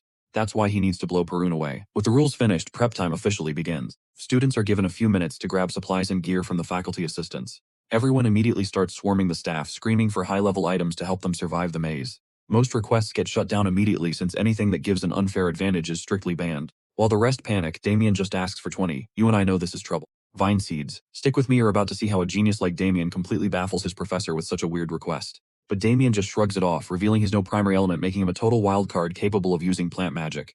Asta is caught off guard, never expecting the usually laid-back Damien to be this calculated with his pre-game preparation. At the same time, Asta is hyped to see if Sion will finally stop holding back once this trial officially kicks off. Perun commands everyone's attention, announcing that starting locations are set and it is time to find their names on the roster. Searching for his own name, Asta scans the list until he finally spots the exact zone where he will be dropping in. He is assigned to point 3, but looking around, he realizes his 2 buddies are being sent to completely different zones. Scanning his new squad at point 3, Asta finds 6 total strangers he hasn't even shared a single word with yet. Suddenly, an arrogant noble named Debase struts up with 2 goons in tow, looking like he owns the entire. He offers Asta a deal. Seeing that the kid is decent with a sword, Asta tells him to quit stalling and just spit it out. Debay wants to buy up the bracelets of any student who gets knocked out, and he makes his pitch to Asta. He offers 30 gold coins per piece, kindly mentioning that Asta and his 2 friends are currently exempt from his hit list. That brings the total to 90 gold coins. Asta is stunned because in this gold is a massive amount of cash. It is basically a month's salary for a whole peasant family, and Debay expects the poor kid to jump at the offer. Debay is just trying to buy his way to safety, and while some might call it cowardice, Asta actually respects the hustle. If you are rich, why not throw money at your problems? It is just a different kind of survival strategy after all. But then Asta asks why he only calculated 90 gold. Debay figures the kid is just being greedy and wants a bit more. He bumps the offer by 5 coins each, bringing the total to 105, but Asta says the math is still wrong. Now watch this carefully, because Asta is about to pull a move you, and I definitely didn't see coming during this negotiation. He asks why Debay forgot to include the price of his own life in the final bill. Asta declares the real price is 210 gold coins, leaving the trio in absolute shock and total disbelief. Debay is fuming at Asta's insane tries to flex by raising the bounty to 40 gold coins per head. Asta immediately flips it back on him, announcing the new total for the group is now 240 gold coins. Debay loses it. He cannot believe this kid is trying to squeeze every single cent out of such a dangerous deal. He thinks Asta is gambling with his life just for a payday. Realizing he cannot win this argument, Debay decides to bail. He snaps that the deal is off and turns to walk away, but Asta isn't finished with him quite yet. Asta calls him back, casually reminding the noble that he already owes a debt for even starting this conversation. This completely triggers Debay, who demands to know what kind of logic Asta is using, so Asta gives him a simple analogy. Imagine a carriage with 3 people and 3 packs. Even if you toss the baggage, the passengers still have to pay the fare. Basically, Debay still has to pay for the safety of his squad. With a terrifyingly arrogant grin, Asta lays down. Can you believe the audacity? Asta demands 120 gold right now, and honestly, we love to see this hustle.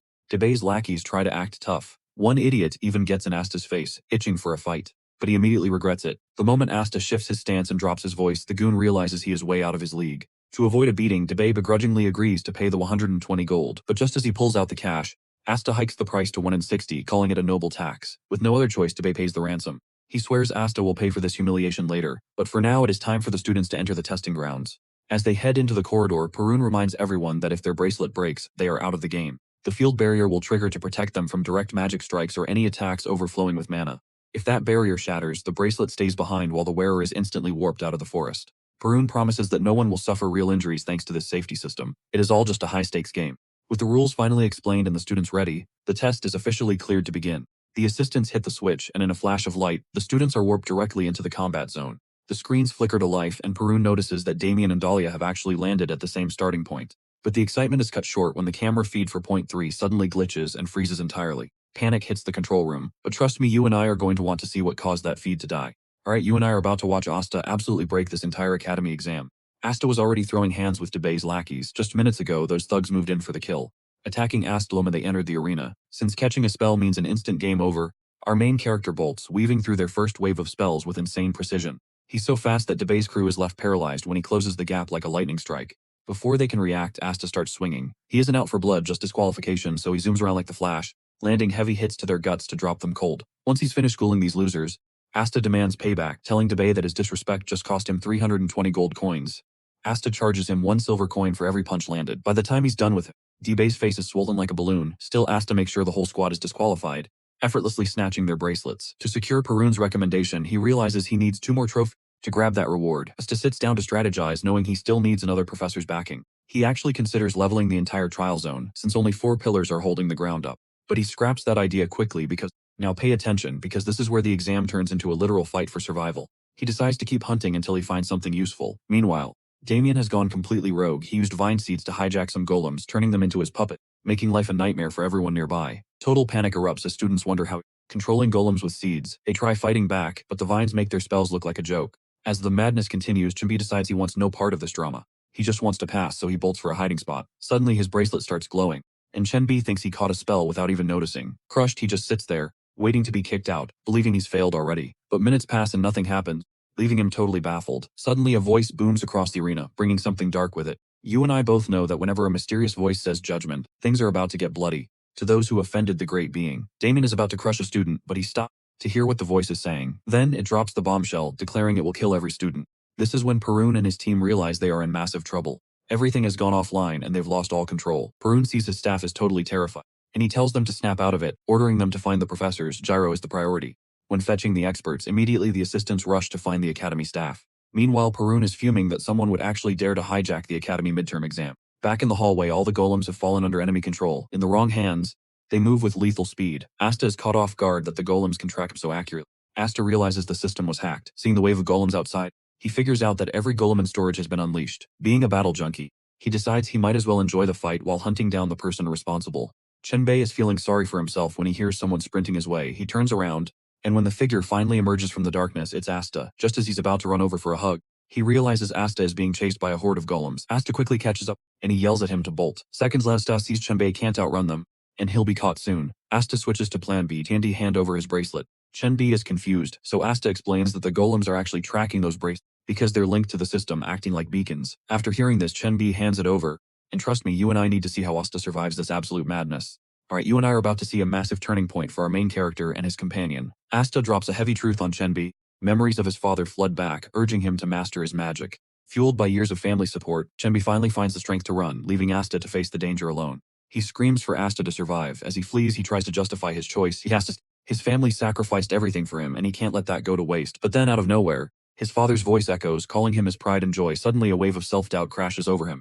Is he really someone to be proud of? He sees himself as weak and indecisive and honestly, just a total coward. Leaving his friend behind was the ultimate reality check. In that instant, he makes a choice: no more running. He refuses to live with any more soul-crushing guilt. With a new fire in his eyes, Chenbi pivots. It's time to unleash his trump card. He's betting everything on the forbidden magic passed down by his late master. He pours his mana into a desperate prey hold. The legendary spirit begins to manifest. Designed like a massive cavalry lance, this spell pierces through anything. Meanwhile, Asta is still brawling with the golems. Now watch this part carefully. Asta hears a scream and sees Chenbi, nose bleeding, channeling an absolutely terrifying amount of energy. Asta barely dives out of the way as a beam of pure destruction vaporizes everything in its line of fire. As the smoke clears, a massive jagged scars the earth. The power of that strike was just completely insane. The backlash makes Chenbi cough up blood. He collapses, but Asta is there to catch him before he hits dirt. Fading fast, Chenbi whispers the story of his master's grand spell. He's obsessed with how legendary the magic is. But Asta shuts that down. He tells him that a spell is only as legendary as the warrior casting it. It's all about the user's will. Suddenly, Chenbi starts being dramatic, acting like his light is fading fast. Asta shoves a potion down his throat, telling him to quit whining. Just like that, the guy's energy returns. Asta's stuck with a problem. He can't exactly drag a semi-conscious team into a war zone. He closes his eyes, tracking the erratic flow of mana nearby. Once he finds a clear route, he makes his move. He points Chenbi toward the other students for safety, but Chenbi stops him, wondering what Asta's next play is.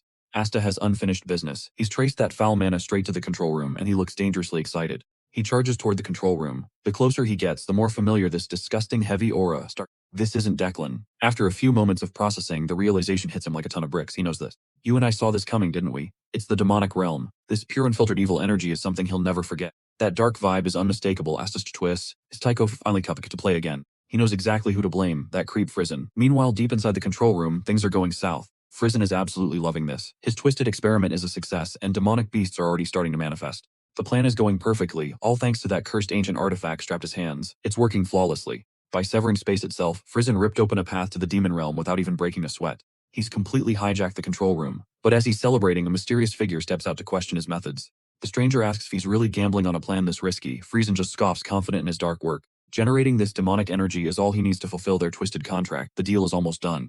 A masked man emerges from the shadows, giving Frizen the green light. He doesn't care what happens to the school. His only goal? To see a specific professor totally disgraced. Frizen bows low, showing respect to this shadow player. He calls him the Great Hound of House Weimar, but the hound spits back, telling him to shut his mouth. He's insulted by Frizen even speaking his name. Inside, hating that he has to grovel. Being from a mere vassal family under Declan sucks, but Frizen is playing the long game. He needs Weimar to provide a safe haven for his sick experiments, so he'll swallow his pride and take the abuse. No amount of disrespect will stop him, plus he's joined a dark forbidden magic sect known only as Salvation. Salvation, remember that name. Suddenly, the hound asks how long until they have control over the core's power. He senses a student approaching fast. Instead of panicking, Frizen gets a sick, twisted look on his face. He's found his first test subject. Trust me, you and I are definitely not ready for what happens next. Alright, stick with me cause someone just got blasted by lethal demonic energy. Usually that is a death sentence, but Frizen disagrees. Ancient texts reveal a twisted truth. Dark energy reacts differently on anyone possessing mana or it transforms them into a human beast. Meanwhile, Asta is cornered. He cannot retreat because golems are blocking the path behind him. And in front of him, deadly demonic monsters. Caught in a total nightmare, Asta decides his only option is to charge straight forward. Frizen is grinning until he sees something chilling. Asta just gives him a deadly smirk. Asta vows to come for his head and Friesen's cocky smile vanishes instantly. The hound asks if they have crossed paths before. Friesen claims he has never seen him, but he is shaking while demanding Asta's name. He is terrified Asta knows his name, but then Asta pulls out a stack of bracelets he has been collecting. With insane speed, Asta lunges toward the demonic beasts and starts slapping those glowing bracelets onto their massive bodies. This genius move turns the beasts against the golems, letting them rip each other apart while clearing a path for Asta. While Asta just watches, Friesen clutches his head in total agony, screaming as his precious creations butcher one another in the chaos. Pay attention, because Friesen realizes he has bigger problems when Asta sprints right through the magical barrier. Before the hound can even move, Asta has already breached the control room. He is way too. He tells Friesen that he has been waiting a long time to finally meet. Meanwhile, Chenbi and Damien have finally regrouped. Chenbi is practically terrified when he sees the total carnage Damien left behind. He is surrounded by other students too. Dahlia asks Chenbi how he managed to reach them. That is when it finally clicks that those bracelets are actually trackers. The golems are hunting them. Chenbi warns the group, but they do not believe him. They think he is just trying to steal their points. Chenbi is speechless at their stupidity. He screams that nobody gives a damn about some bracelets when their lives are on the line. He is losing his mind. He explains the bracelets are linked to the control room like a dinner bell. One student asks if he figured that out. Chenbi admits it was all Asta. Instantly, the girl starts mocking him, laughing that trash like A could actually trick Chenbi. She thinks Asta just played him into throwing his lead away. Another guy thinks Chenbi is just scared of failing alone. He keeps trashing Asta's name, but Chenbi is not having it. He knows exactly what the main character is capable of. Before Chenbi can snap back, Damien interrupts. He starts talking about the first time he met our hero. You and I are about to see just how deep their bond goes based on how they first met. It is deep. That moment defined everything. It is why Damien trusts Asta completely. Damien rips off his bracelet and tosses it, telling the others they can have it. Then he tells Chenbi it is time. Chenbi is stunned. He starts questioning everything he thought he knew about the legendary Damien and his mysterious motives. Back in the control room, Asta tells Frizen how wants to kill him. Frizen is still completely lost. He does not even recognize him. Frizen orders the Hound to protect him since that is his job. The Hound asks Frizen if he is absolutely sure he does not know this kid. Frizen swears they have no connection. The Hound steps in to fulfill their contract, revealing a terrifying weapon that looks like a chainsword. He tells Asta he is going to erase him without a trace. Interestingly, Asta knows exactly who the Hound is. It is because of the Vimar family. They are a legendary clan known for possessing insane piercing power. Usually they are like elite archers, but they raised one child in secret. That child grew up to be the Hound. He is basically a wild hunting dog on the front lines. Asta-wise, he is working for trash like. The Hound is shocked that Asta knows his family name. He demands to know how he has that information. Asta just ignores him and asks again. The Hound thinks the fear of dying has finally made the kid go crazy. He demands to know Asta's plan, but our hero just keeps repeating the same question over and over. Losing his cool, the Hound hurls his weapon at Asta, but he dodges with ease and repeats the question again. Asta is closing the distance, but the Hound thinks he has him. He prepares a retrieval spell to catch him. To his absolute shock, Asta literally catches the weapon midair just as he reaches the Hound. Now face to face, Asta says he has raised dogs before and they get annoyed when sounds are repeated. The Hound is furious. He cannot believe this kid is comparing a legendary warrior like him to a common dog. As you and I just saw, Asta is one step ahead. He knows exactly what the Hound is. Alright, you and I are about to see what happens when Asta turns the enemy's own blade against them. Frizen is terrified. He's barking orders, refusing to let some random kid win, but the Hound is already under Asta's total control. Asta lands a bone-crushing punch that ends the fight instantly, leaving Frizen paralyzed with fear. Now Asta turns his attention to the mastermind. He mocks him, asking if he's still a coward hiding behind others. Livid pulls out a sinister, demonic artifact to turn the tides. But before he can even blink, Asta literally takes his hand off, lets out a blood-curdling scream as reality hits. Blood sprays from the stump where his hand used to be. He finally knows he's cooked, desperately howling for Asta to stop. He begs him to back off. Realizing his Frizen tries one last threat, claiming the demonic realm is now unstoppable. If Asta kills him, everyone dies. He warns Asta that his friends are currently rotting inside that hellish demonic dimension. But Asta's cold response leaves him speechless. He's perfectly fine with waiting for the realm to swallow every single person alive. Watch closely here. This is when Frizen realizes he's not dealing with a hero but a total psycho who's enjoying the chaos. He's in disbelief. Asta doesn't give a single damn about the demonic realm looming right in front of his face. He's genuinely willing to let his allies perish. At this moment, a terrifying thought crosses Frizen's mind. Is Asta even human? Screaming that the entire world is doomed if the demon realm isn't closed. But Asta doesn't flinch. Frizen, losing his mind, screams at him, demanding to know why he's like this. Asta lunges forward, telling him he doesn't care because the solution is actually pretty easy. Before Frizen can react, Asta makes his move. He snatches the artifact away. Asta mocks him, revealing that Frizen isn't the only one who understands how this cursed technology operates. He equips the device and touches the core, masterfully shutting down the demon realm in an instant. The nightmare finally stops. Frizen is floored. Asta looks him dead in the eye and promises that he's never going to forget the man before him. Asta explains how Declan framed Frizen for countless crimes just to secure his execution and hide the truth. That was why Asta spent a lifetime hunting him. He starts detailing just how long this obsession has been eating at him. He nearly went insane. Despite being the world's greatest tracker, Frizen was like a ghost that simply couldn't be caught. Frizen was a master at running, hopping across the entire globe. Asta searched every dark corner of the planet for him. His hands were stained with blood after years of this endless pursuit. Eventually, he tracked his target's scent to the demonic realm. Without a second thought, Asta dove straight into that hell. Endless waves of monsters swarmed him from every single direction. Trust me, the demonic energy was rotting his body and mind, but he kept pushing. Finally, he broke. He crawled out, empty-handed. A troubleshooter was waiting for him outside. He had urgent information but was too terrified to step foot into the abyss themselves. So he just waited by the entrance until Asta reappeared, but the news he brought was a total gut punch for our protagonist. Frizen was supposedly dead. The word was that Declan had captured him and tortured every secret out of him already. He'd stolen everything about the forbidden magic and the artifact. Asta describes the hollow, empty feeling that consumed his very soul. He sat by that demonic portal for days, staring blankly at the sky. After listening, Frizen tries to play it off. He claims he's just a lowly attendant who doesn't know anything, but Asta isn't listening. He's looking at the heavy bleeding. He pops a potion and forces the liquid down Frizen's throat. He's not letting this man die before the story is finished. He tells him to stay awake for the grand finale. Frizen, however, is secretly searching for any way to escape this nightmare. Asta gave him a slight recovery, which Frizen seizes Asta on, remembering a wyvern he saw soaring above. It looked so free. That's when Asta realized he was just a hollow shell of a man, simply venting his broke. He decided to abandon his revenge and move on. Fate stepped in and he found Frizen. Frizen is still plotting his escape when Asta lunges at him with terrifying speed, shutting down every exit. He slams his head into the dirt. Asta looks like a demon as he explains he researched every single detail about Frizen. He studied the demonic realm and those sick experiments just for this moment. He's been preparing for their final meeting for years. He documented exactly how his friend suffered. Now he's going to spend his time recreating every ounce of that agony on Frizen. Sweat and tears drench Frizen's face as the truth sinks in. Asta is going to love every second of this. He's ready for some serious payback. 2 hours later, Jera finally manages to break into the restricted testing ground. She screams at her team to locate the students immediately. She's beyond furious that things have spiraled this far out of control. It took her 2 long hours to crack that ancient spell. She is not about to let a single one of her students die.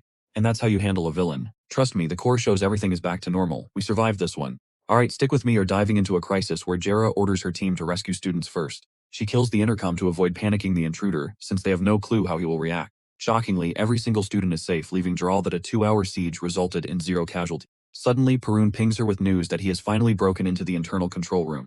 He immediately patches through a live feed of the scene inside. Jera recoils in horror as 2 mangled corpses come into view on the monitors. She is left haunted by the brutality until she recalls Asta's mysterious student profile. Whirling around, her eyes lock onto Asta. He is definitely keeping secrets. The headmaster suddenly appears, claiming he rushed over as fast as humanly possible. It is absolutely insane that the headmaster crossed the entire continent from the far eastern outskirts in such a short time. Instead of being worried, he is impressed with how Jera handled the whole chaotic situation. Pay attention here, the headmaster is now obsessed with the report naming Asta as the hero who took down the intruders. See, every mage deals with a heart demon that strikes without warning, and it is usually fatal. Asta never had one back when he was a professional troubleshooter, but things have changed. The death of his friends by forbidden magic sparked a rage he tried to bury deep inside. That all changed when he faced Frizen, finally triggering those long-suppressed emotions. He feels a metaphorical bomb ticking in his chest, ready to explode at any moment. 1 week later, Asta decides it is time to master the Vol Crimson Fire technique. His previous life secret art was non-attribute, a standard tool for elite troubleshooters. But now he is attempting a dangerous elemental art for the first time. He is obsessively studying the initial stages of the Crimson Fire art to avoid any explosive mistakes. You and I both know new powers are risky, so he checks the circuits to ensure his safety. Unlike his old style, this method creates pure concentrated fire energy. Focusing his mind, he triggers the tome and begins drawing in the power. Intense flames ignite within his heart, surging through his hands with terrifying heat. He starts compressing the spell, but the physical strain is significantly worse than expected. The elemental mana is brutal, yet he successfully absorbs a small portion of it. This breakthrough puts him 1 step closer to his goal of reaching Farron. He has finally fused fire into his core and wonders about his next move. Suddenly, he senses a massive presence outside the building, clearly calling him out. He walks outside only to find the dwarf headmaster waiting there for him. The old man admits Asta's clean control over mana explains Jera's deep suspicions.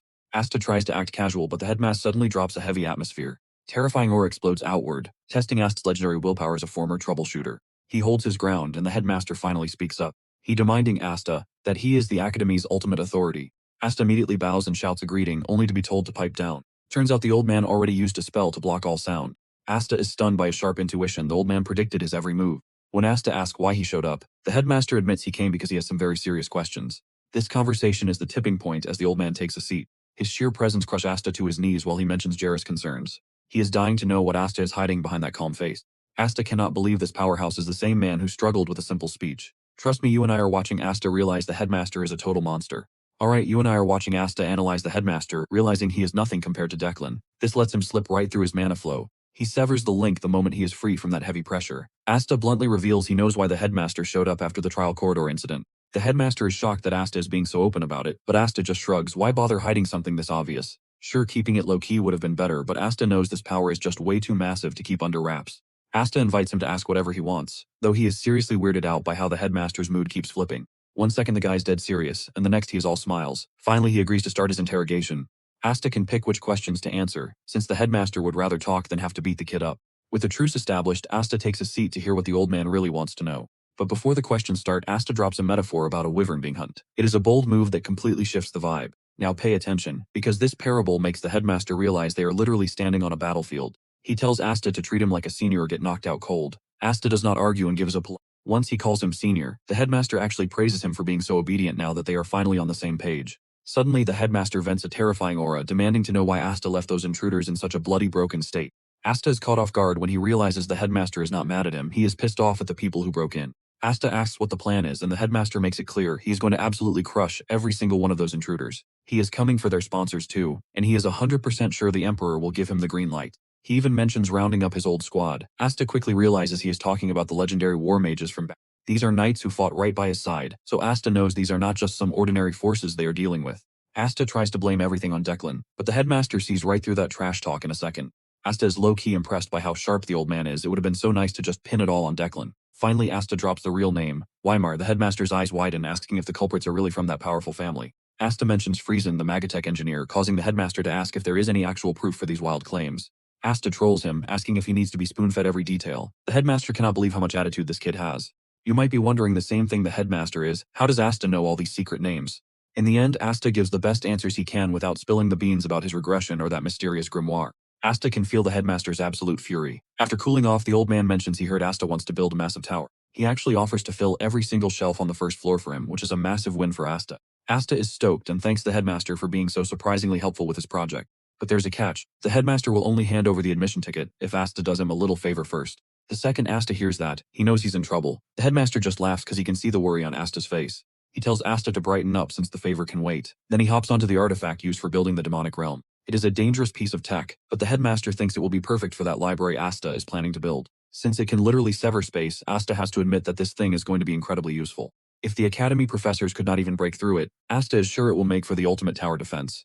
There is just one tiny problem: he knows almost nothing about the complicated world of Magatech engineering. The headmaster points him toward Jera and promises to put in a good word so she will help him out. Since she is someone he trusts, he is certain Jera will be fascinated by who Asta really is. Unlike him, she might ask too many questions, so the headmaster starts cooking up a fake backstory just in case. By the next day, Asta is back to studying when Damien and Chembi roll up. He is stunned by how much weight they gain. Asta is surprised to see that the other students are actually getting along with Damien and Chembi now. Chembi explains that everyone is grateful for the bracelet info Asta gave them back at the trial court. They have been getting flooded with elixirs and gifts from students and even their thankful parents. Chembi tries to thank Asta, but the main character just waves it off. No thanks needed here. Asta tells Chembi that he was the one who actually put in the work to change his own reputation. Stick around for more. Alright, you and I are about to see how Damien dominated that trial corridor by binding a massive golem using plant magic. Basically, he turned those golems into his personal pets, naming them Cerberus 1 through 3 before Chembi finally sits down. Just as she gets ready to talk with Asta, Jera interrupts, ordering the young mage to follow her back to the office. Once they arrive, Jera gets straight to the point, asking if he knows why she called him here in the first place. Asta knows this isn't for counseling. Jera confirms the headmaster already briefed her on his mysterious background. Supposedly, Asta is the descendant of a legendary war mage, and she knows Vamara was the one pulling the strings. Asta just scoffs, calling Declan and the others total trash while admiring how well the headmaster set the stage. Instead of exposing Blander's true identity, the headmaster cooked up this perfect cover story for their secret mission. A wandering descendant of a war mage with a massive grudge against Declan and Vamara. It's the perfect disguise for Asta.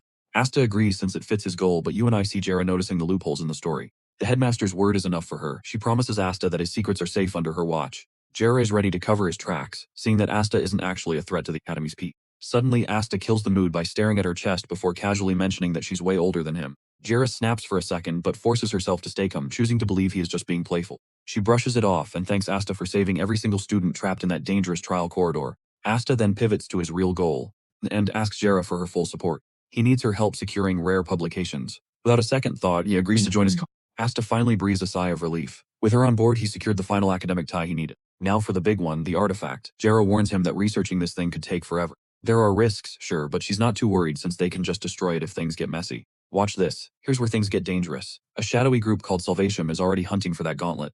Asta has never heard of them, so Jera explains a terrifying union of forbidden magic masters. They all have different methods but one dark goal: bringing the demonic realm back into existence. She's certain Friesen was working with them, as he was the first to make their dark plans reality. With Friesen dead, Jera warns Asta that the entire couple after him to reclaim their prize. These guys are persistent enough to even rival Declan's power, making them a nightmare to deal with. Jera warns him he could actually die, even though she still hasn't seen his true power. Instead of shaking in his boots, Asta just gets more hyped at the challenge ahead. The mere thought of hunting down Salvatium actually brings a twisted sense of joy to his heart. He plans to drag them all to hell. Jera is stunned by the terrifyingly dangerous look on his face. Asta hands over the gauntlet, telling her to start the research right away. Trust me, things are about to get messy. An assistant suddenly barges in looking absolutely terrified as he begins to speak. Alright, you and I are about to see Farhan, head of the Declan house, stun Asta by showing up at the academy. Chaos erupts instantly as the headmaster triggers a full lockdown, ordering all students to retreat to their dorms while things get intense. With security on high alert, the headmaster joins Farhan and Jera to greet the man of the hour, Declan. It is the headmaster's first meeting with Declan, a man who grabbed the family's crown at just 30 years old. While his victories were legendary, rumors of his brutal and bloody crimes grew just as fast as his fame. Despite those dark stories, the headmaster tries to stay neutral, though he is definitely keeping a very close eye on him. He is also pretty annoyed that Declan is riding his horse straight in, breaking a sacred rule of the academy grounds. Tradition says everyone walks, no matter how powerful, but Declan clearly doesn't care as he approaches the waiting trio. He casually asks if the time has come, leaving the confused headmaster wondering exactly what the hell he's talking about. Declan brings up the trial corridor ambush, but the headmaster doesn't flinch, matching his cold energy with a stern look. He shuts him down, stating nothing is proven yet, while secretly fuming that Declan has the nerve to show up. He knows Declan's family pulled the strings, yet the man acts totally innocent before flashing a creepy fake smile that screams trouble. Offering his help, Declan suddenly opens up a rift in space to reveal the supposed culprits he claims to have caught. Inside that void sit the severed heads of the attackers, with Vimar identified as the leader of the whole failed operation. Now watch this, Declambrags wiping out Vimar's entire bloodline while Asta spies on the whole scene from above. Asta expected Vimar to die, but the perfect timing is terrifying since the headmaster was the only one he told about Vimar. Declan showing up the very next day feels too convenient to be a coincidence, and Asta wonders if it is pure luck. Is he just that calculated? Regardless, Asta's glad he finally has a shot at his enemy in this new life of. He is still outmatched, but the path is open soon. The academy settles back into its normal lively routine once again. Life is good, but Fran left behind a major problem by revealing his scheme to enroll a Declan bloodline heir. By sending a descendant as an undergraduate, he is basically using a hostage tactic that only the most elite houses can pull. As if perfectly coordinated, the imperial house follows suit, announcing that the third princess will also be joining the academy. That drama is for later though, as Asta predicts these heavy hitters won't actually arrive until the following school year. To boost morale, the school kicks off the Pistiniki Festival, a grand victory celebration dedicated to the students of faith. It seems the school is treating the trial corridor incident like a full-scale war, which definitely helps lighten the heavy mood. To make things even better for the students, the faculty actually allowed alcohol, giving everyone a taste of true freedom. Even Damien is actually down to grab some drinks with the mercenaries, showing just how relaxed the atmosphere has become. As the party rages, an announcement echoes across the campus, calling all students together for a very special ceremony. Everyone interested in the awards is told to head over to Sage Hall immediately to see who gets the top honors. Damien isn't feeling it, but Asta drags him along anyway since our main character is hyped to collect his hard-earned rewards. He's worked hard for this. After the headmaster wraps up a long speech, they finally move on to the actual presentations. Names start ringing out, and the winners are told to step up onto the stage to receive their well-deserved prizes. Dahlia is first, followed by Damien, Shenbi, and finally Asta as the five of them walk toward the spotlight. Let's pause for a second. Asta is seriously confused about why Evelyn is even up there getting an award with them. He's suspicious since she was a complete nobody in his past life, and her presence here doesn't make any sense. He figures she must have pulled off something massive during the trial corridor chaos to earn a spot on that stage. When his turn comes, the headmaster personally hands him a high-tier elixir tucked inside a very fancy, expensive-looking box.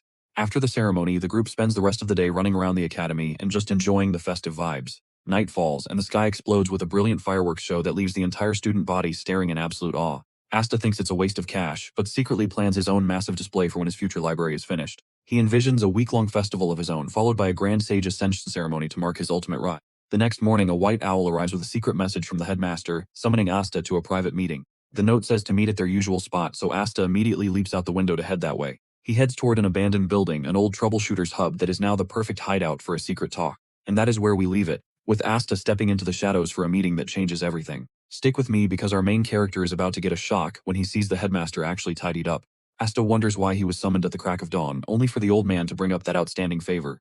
It finally clicks that the library pass came with a price tag. Then the headmaster drops the news. He claims the favor is simple. All Asta has to do is hand-deliver a letter to an old friend of his. Asta can already feel the bad vibes. He asks for the location and the headmaster points toward a dangerous destination. The Hammer Great Forest. That is where the target is laying low, and hearing that name sends a chill down Asta's spine. It is a massive primeval woods crawling with high-level monsters and rare magical loot just waiting to kill you. Asta is losing it over being sent to such a death trap, but the headmaster just brushes it off with a smirk. He claims it is not that bad since other people live there too. Just hit up a few base camps and he will find the guy. Asta is sweating bullets and about to lose his mind, but the headmaster cuts him off before he can even protest. Now, watch this. The headmaster mentions a little something he prepared and slides over a special reward list. Asta's jaw hits the floor. Every single thing on that paper is incredibly rare and expensive. Then, the headmaster asks for his final answer. Asta quickly shuts his mouth and does a total 180, telling the headmaster that he is absolutely down for the mission. Basically, the payout is way too massive for him to even think about saying no. He is honestly stunned by the insane loot he has been scoring lately, especially that Arikane Workshop production voucher. That is a golden ticket from one of the most elite workshops in the entire land. Even the highest noble families have to wait their turn there. With rewards like this, Asta is all in. There is no way he is turning this down. The headmaster then explains his real plan to bring his friend back. With all the chaos involving the demon realm and Declan, he needs his old comrade back in action right now. But the guy is busy with personal business, so Asta needs to go settle things for him. Basically, Asta is the cleanup crew sent to handle whatever personal drama this mysterious friend is dealing with. In the end, Asta manages to hustle even more rewards out of the old man before heading out.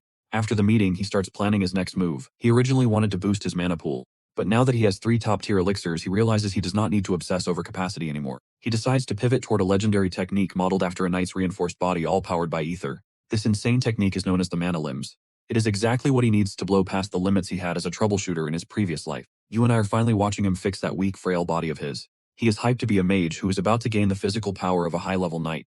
He wastes no time sitting down to absorb one of those top-grade elixirs using his specialized breathing method. This time he channels every single drop of that pure mana directly into his physical frame. The energy floods his joints, muscle fibers, and even his nerve cells. Within 60 seconds, the transformation kicks off. His body starts cooking thanks to the firebrand, but he keeps his cool and pushes through the pain. He breaks past the first limit, slowly forcing the mana to flow through his entire body instead of just his circuits. By pumping mana straight into his muscles, he is pushing his physical limits to the absolute edge. The agony is unreal, like his very soul is being ripped to shreds. He almost wants to quit. But he refuses to back down, squeezing out every last bit of energy left in his system. Finally, he does it. He has successfully mastered the mana limbs, far exceeding his own original expectations. His durability might not be perfect yet, but with this reinforced flesh, no ordinary knight stands a chance against him. Once his body fully matures, he is going to be a nightmare for any knight he faces. To test things out, he gives himself a deep cut to check his new regeneration speed. He expected it to heal in maybe 15 minutes, which was the standard rate in his past life. But to his shock, the wound zips shut instantly. We are talking straight up troll-level healing factors here. This unexpected power-up is insane. Combined with the healing light tone he got earlier, trust me, you and I are looking at an invincible monster just like Damien of Blenor. Alright, stick with me. Asta just noticed a faint trace of mana in his own blood on the floor and tries to command it. Suddenly, a blinding light erupts. Proving his blood is insanely reactive to mana, this changes everything for him. This means the Blandor family healing arts could actually work. He even finds a flesh-growing formula hidden in the tome. Asta thinks about asking Wendy for help, but he quickly kills that idea because he wants zero contact with the guy. Instead, he decides to talk to Lancey about it since she is stopping by for a parent meeting very soon. She arrives shortly after, looking totally relieved that Asta and Damien made it back safely from their ordeal. Lancey asks if they ran into any trouble, but Damien swears he's doing just fine. That is when she drops the news. Gammo sent a message about that inner lake statue design Damien pitched during their last meeting. Even though the plan was detailed, Gammo rejected it. This hits Damien hard and kills his excitement instantly. But Lancey says there is still a shot. Damien just needs to rank in the top 16 during the academy midterm. That way she has real leverage to negotiate with Gammo. Asta sees right through Lancey's little game plan. She tells Damien not to sweat it because he has Asta and Chunbi to help him study. Lancey even promises the two of them a massive reward if they can help Damien succeed. Now here's where it gets interesting. Asta knows he is backed into a corner, but he needs that regeneration formula so badly he has to play along. Knowing Lancey is his only shot, agrees to. Next, they grill Damien on his magic basics. He just stands there looking like a total deer in headlights, completely clueless about the simplest magic concepts and where to even start. When they ask for his books, he drags out a box packed with every single volume he brought with him. Chunbi is absolutely floored. He realizes right then and there that they are about to walk straight into hell. He asks Damien if he at least turned in his homework, and luckily Damien says yeah.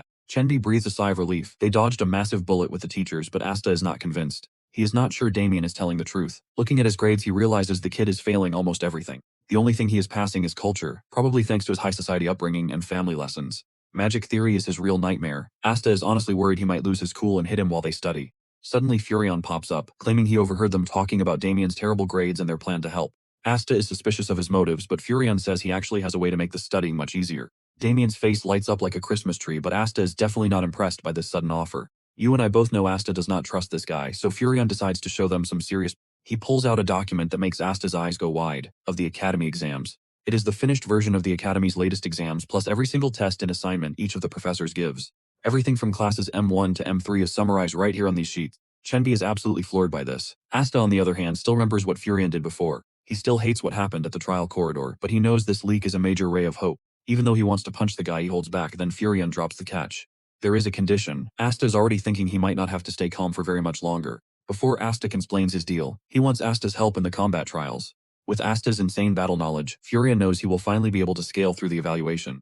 Asta agrees instantly and even challenges Furion to hit the training room right now to start. He is dying for an excuse to beat him up, but Furion backs off, saying the training is not for him. It is for someone else. Asta's mood shifts instantly as Furion leads him out through a maze of back alley. They head deep into the city, taking a long route until they finally arrive at a private center. Asta is about to lose his patience when they reach the hall. Looking around, he can tell the owner is rich. A moment later, he finally meets the student. It is none other than the famous Dahlia Dedanai. Furion pulls her aside and asks if it was to be Asta. Dahlia does not hesitate for a second. She tells him it is Asta or nobody. She is not interested in using her influence for a free pass. Trust me, you are going to love this ending. Asta suggests that she should just use Furion instead. Stick with me, and I are about to see Asta pull a total power move on his rivals. Since he's busy tutoring Damien, Furion is losing it after hearing who he'll be training with next. Realizing Dahlia might actually accept, Furion yells at Asta, claiming he already paid for their little deal. Asta snaps back that while the study materials are officially settled, Furion hasn't paid for what he did to Chunbi yet. Trapped in the trial hall, Furion is totally blindsided when Dahlia suddenly steps to join the conversation. She agrees to Asta's offer immediately, leaving Furion screaming about why they're deciding his future for him. Even without his consent, he starts bragging about his pride as a noble of the Denai family. Asta mocks him, saying he can brag all he wants, but he really just needs a human punching bag. Furion's pride totally shatters. Realizing he's outmatched, he has no choice but to slink away in defeat. Making an excuse about preparing for exams, Asta finally breathes a huge sigh of relief, knowing Chenbi can relax for once. He then tells Dahlia he's ready to deliver on his promise since the payment is officially settled.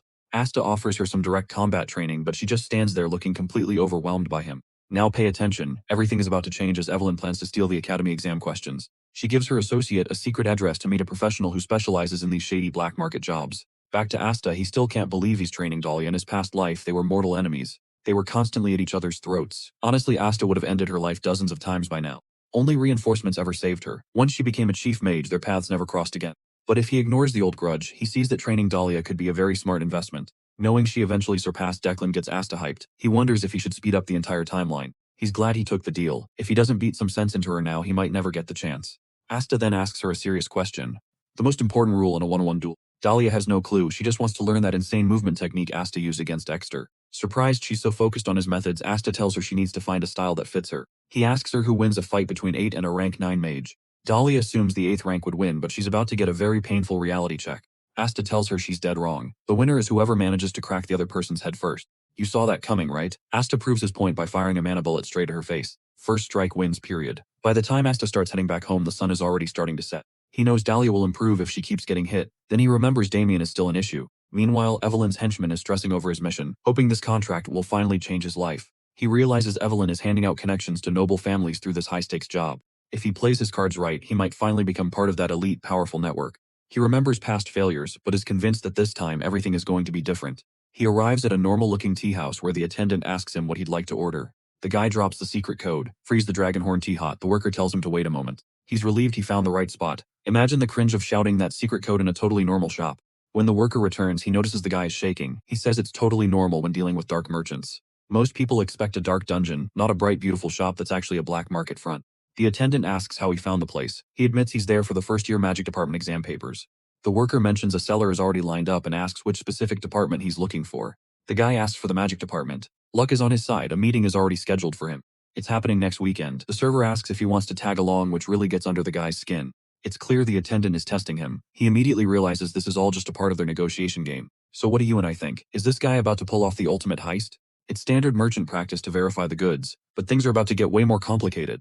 Alright, you and I are about to see Asta pull off one of the craziest scams in this series. The guy realizes he is trapped, and the attendant is just relieved he finally agreed to cooperate. He promises to relay the drop-off details soon, but warns the buyer not to leave a paper trail. While he is busy leaking the intel, someone else is watching from the shadows. Asta is lurking outside, catching every single word. He knows this isn't some random coincidence, an exam seller and buyer appearing together. Our main character realizes just how corrupt this whole operation has become. It is a complete mess, and honestly, the sheer lack of shame from these people is actually kind of impressive. Weirdly enough, nobody has even mentioned a price yet. Regardless, Asta decides he needs to see this shady deal go down with his own eyes. Since he happens to have some Declan gear that fits the vibe, he chooses to make his move right now. He reaches into his subspace, pulling out a high-tier mage outfit. He wonders if he should kick things off by robbing the wealthiest guy in town. Meanwhile, back inside, the nervous attendant is feeling the heat. The worker is just thinking about how lethal his side hustle is when Asta strolls into the tea house, rocking a full Declan elite uniform. The attendant is shaken to his core. He never expected a high-ranking Declan mage to just wander into a place like this. Talk about bad luck. Asta tells the guy to cut the crap and stop worrying about secret codes. Terrified, the worker immediately drops the act and falls right into line.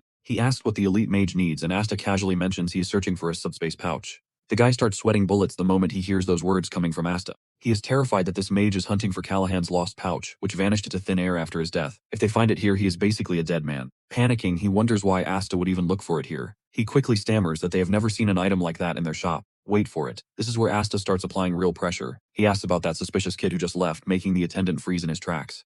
The question leaves the man completely stunned. He is internally screaming, trying to figure out how to lie his way out of this deadly situation. Asta doesn't give him time to breathe, unleashing a terrifying aura that floods the room. When the silence drags on, he makes it clear that he is not a patient man. Pure terror grips the attendant as he stares at the mage. He realizes he's not dealing with some low-level Declan grunt. This guy is dangerous. He folds instantly, promising to confess every single detail about his talk with the boy. He desperately claims it has absolutely nothing to do with Declan. Asta tells him he is all ears, but he will be the judge of whether this is relevant or not. He is totally in control, and the guy knows it. Just as the man starts his story, Asta cuts him off. He demands the full unedited truth right now without leaving a single detail behind. As they march toward the back, the worker nervously asks why they need to head to the warehouse. He can feel his heart racing. Asta insists on checking the inventory personally. He amps up the psychological warfare, staring the man down and making him question his own safety. He asks if the guy is hiding something, perfectly gaslighting him into submission. They descend into the dark basement, the atmosphere getting heavier by the second. The attendant asks if all this is really necessary, but Asta reassures him. He claims an innocent man has nothing to fear from Declan. He swears on the Declan name that this confession will stay between them, provided it doesn't hurt the organization. It is a classic trap, and it works. Believing the lie, the man finally spills the tea. He reveals that the boy was actually working under orders from a girl named Evelyn. He admits he is just a middleman who does anything for a quick buck, but he is certain she is trying to buy official academy exam papers on the dark black market. I know what you're thinking, there's no way a top student like Evelyn is this dirty. Asta is shocked, considering she is supposedly the pride of the school. She has always been the perfect role model with untouchable morals. Everyone looks up to her, but clearly it is all just a carefully crafted act. This discovery leaves Asta wondering why a girl with her status would ever resort to cheating. Is she desperate or just naturally corrupt? He can't get over the unfairness of it all. While some people rot in private tutoring jobs, others are out here throwing cash at their problems like it is nothing. Entering the warehouse, Asta sees piles of high-end treasures. He tells the attendant that everything looks fine at first glance, but he still needs to do a deep dive. He orders the man to prep 2 subspace pouches so they can seize any suspicious items. The worker is paralyzed, knowing his secret stash is about to be looted. Meanwhile, over with the other guys, Chenbi is struggling to teach Damien. The kid is a total nightmare to tutor because he thinks his way is always the best. Damien keeps insisting that his spells are working perfectly fine, but Chenbi has to explain that following the stabilization formula is actually kind of mandatory. Furion is nearly screaming in total frustration. He has realized that he is trapped in a very specific kind of hell with this kid's ego. He knows Damien is a literal genius, but he is the frustrating type who has zero common sense. Boy's logic just doesn't match the real world at all. In fact, nothing Damien does follows the laws of magic. Even when a spell should technically fail, he finds a way to make it happen. He just manifests power effortlessly, leaving the tutors baffled. Furion wonders how Asta is handling his own student Dahlia during their intense training session. Right on cue, Dahlia appears, and Furion nearly loses his mind. She looks like she has been through a war zone thanks to Asta's brutal training style. Before they know it, a full week has zipped by. Chenbi asks Furion for the grading results, since every answer he checked was actually perfect. Furion confirms that his section was flawless too. Damien is standing there, genuinely shocked that he managed to get everything right on his first try. The progress is insane. Damien exceeded every single X-patient in just 7 days, and now fear only hope Asta's student is doing just as well. But back in the city, Asta has his own problems. He is currently stalking Evelyn's right-hand man, Debay, and he is practically itching to start a fight. And trust me, we're just getting started with this revenge. Don't miss what happens next. Alright, let's see how our main character handles 2 snakes like Debay and Evelyn while waiting for this secret deal. He suspects other vultures are hunting these stolen exam papers too. Then the clock ticks forward. Debay hits the secret drop point, sliding past a massive bouncer before crawling back to Evelyn's private room that night. He hands over the goods, and after a quick check, they realize these leaks are the absolute truth. Evelyn whispers to her shadow assistant that they will keep using Debay. Hearing this, the fool beams with pride. He grins, thinking his family will finally respect him, but Evelyn just cold shoulders him and tells him to get out. She promises to call once the papers are verified, but then she drops a bombshell about his new permanent role. Debay is now the official dealer for their corrupt clients. He agrees instantly, leaving Evelyn with a wicked smirk. She looks totally satisfied while trashing Debay for being a total moron. Then she turns back to her secret helper. She checks on their real scheme, and he confirms it. Within days, every shady job Evelyn touched will be different. Debay's name and the Pinegrove Company will take the fall for everything. Evelyn gives one final order.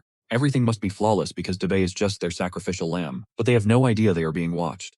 Asta eavesdrops on the entire plot, disgusted by how vile he has a massive problem. Stick with me here because Asta has to sabotage this mess while somehow guiding Evelyn away from the dark side. He needs to stop her for good. Even with the evidence caught on his crystal orb, he hesitates to strike. Using it now is too early. Asta is stressed because he usually just punches his problems until they go away. Violence isn't the answer this time. Suddenly a brilliant devious plan flickers to life in his mind.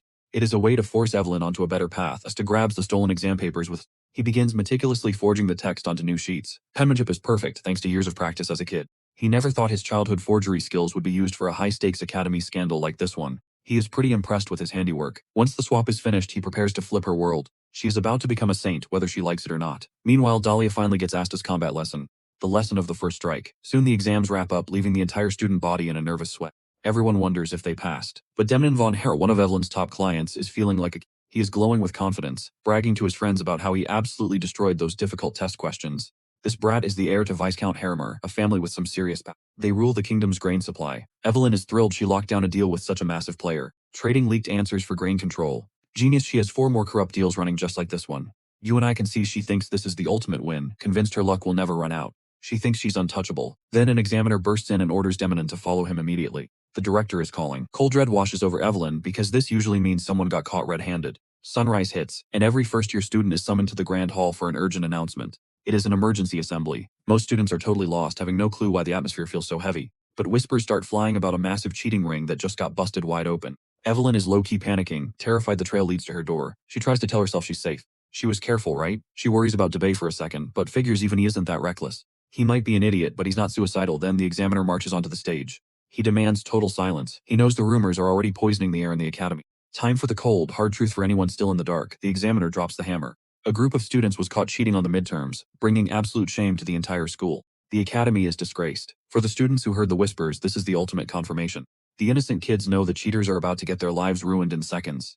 Evelyn is literally shaking in her boots. Then he names the mastermind behind the whole scheme to Bay. He's expelled along with 4 others. Plus, the school is coming for their heads with massive fines. You and I are about to find out who really exposed them, because it wasn't the teachers. Let's dive into the moment an examiner credits a student with unwavering justice for saving the entire academy. He says they are gathered to honor her insane courage, and then he suddenly calls out Evelyn's name. Evelyn is absolutely floored when she hears her name, but the other students immediately start hailing her as a hero. She tries explaining that she wasn't the one, but they just believe she's being modest without giving her a chance. She is shoved to the front as the hero of the hour, leaving Evelyn totally and utterly confused. Her spirit is restless because everything feels so wrong, while Asta just stands in the back clapping for her. He urges her to stay on the right path from now on since she is now the champion of lost causes. She is basically the judge who corrects the corrupt. 1 week later, the students find out rankings are finally posted. Everyone rushes over to the board to check their results. This is the moment they have all been waiting for. Damien and his friends are stunned to find him at 18th place, which totally exceeded their expectations. Asta stays cold and tells Damien to look closer, because Damien is actually ranked 7th, even higher than Asta. But then, an examiner shows up out of nowhere and says they actually posted the wrong results on the board. He goes to the board and slaps up the correct results. This time, Damien moves up to 16th place. Damien almost loses his mind with happiness. Asta is just relieved he passed so he can finally collect his reward. That prize is the multiplication formula. Chenbi celebrates Damien's win and thinks Asta is a natural-born teacher. He suggests Asta could stay in the advanced class after graduation and maybe even apply to be an assistant. Asta hears this and immediately tells him to shut it. He's totally against that idea. He didn't mean to snap, but he only spoke up because he cares about Chenbi's future so much. Asta explains that an assistant was caught in that cheating scandal because he was too broke to pay his bills. He asks Chenbi if he has any clue how long it takes for an assistant to even become a professor. Chenbi mentions he heard it takes about 3 to 4 years. Asta asks him who exactly told him. He says it was Potter. You and I need to watch this part carefully. Asta asks if he really wants to teach, and Chenbi admits that helping others seems rewarding in its own way. Chenbi wonders if Asta thinks he's not professor material, but Asta says there is a better way to chase that dream. He tells him to become an archmage, someone so powerful that no one would ever dare to challenge them. With a smile, Asta explains that as an archmage, he could train his students however he wants, just like Damien. That thought hits Chenbi deep in his soul, and Asta can tell he's starting to seriously consider the idea. This is exactly what Asta planned, because he is pushing Chenbi to dream big instead of settling for less. He saw Chenbi's talent with Damien and knows being a mere assistant would be a massive waste of his potential. Asta wants him to become an archmage to repay him. Things are getting wild. Meanwhile, 2 mysterious individuals meet to discuss ancient ruins recently discovered in the forest of Hamlin. This is big. Days later, the group meets Lancy for their prize. She says the formula they want isn't even that difficult. In fact, she promises to give Asta a high-tier formula instead. Asta is completely stunned by her offer. He never expected anything that powerful. Then Lancy turns to Chenbi and says she found some dirt on his family. She asks if he knows about the trouble, and Chenbi admits things are just getting worse for his people. Lancy explains that House Blander can fix everything and give his family a much better life and environment. She's basically offering him a way out. Chenbi doesn't even hesitate before thanking her but turning the offer down. He insists he is doing just fine. Lancy tells him not to be rude, but Chenbi isn't being disrespectful. He just wants to stay friends with Damien forever as equals. Damien actually starts blushing when he hears that. Lancy is impressed by his loyalty, so Chenbi asks if he can request something else instead of the money. Lancy tells him to go for it. Chenbi says he eventually wants to study magic at House Blander to learn more. He wants to broaden his horizons and see the world. Lancy asks if that's really all he wants from them. He says yes. She is overflowing with joy that her son found such a real friend. She decides to reward him properly by sending a letter officially naming House Blandor as Chenbi's patron house. And trust me, his whole life just changed forever. Alright, stick with me. We're about to see Asta cry tears of joy over a letter as midterms finally wrap up. Everyone is hyped about the scores, but Jara drops a bombshell. It is time for the students to start full-on dueling. This only goes for the first year basics. Normal classes are cancelled because from now on it is all about practical combat. But here is the catch. Jara says their training is now totally up to their own discretion. Prep classes will still happen, but attendance is optional. Basically, show up if you feel like it. A confused student asks for a reality check, and Jara clarifies that their discretion means just that. They can skip class entirely. Heck, they can even head home to train if they think they can handle it. Do not worry about the quality though. The professors are personally taking charge of every single preparation session. They are even bringing in a squad of grade 5 combat mages, all certified elites straight from the Imperial Court. With the announcement over, Asta starts smelling a rat. Why did the combat schedule just do a total 180? Now watch this closely. Asta realizes the staff is hiding something and this order came from way above the professors. This stinks of high-level politics. Later that day, Asta receives summons from the headmaster for an 8 p.m. meeting.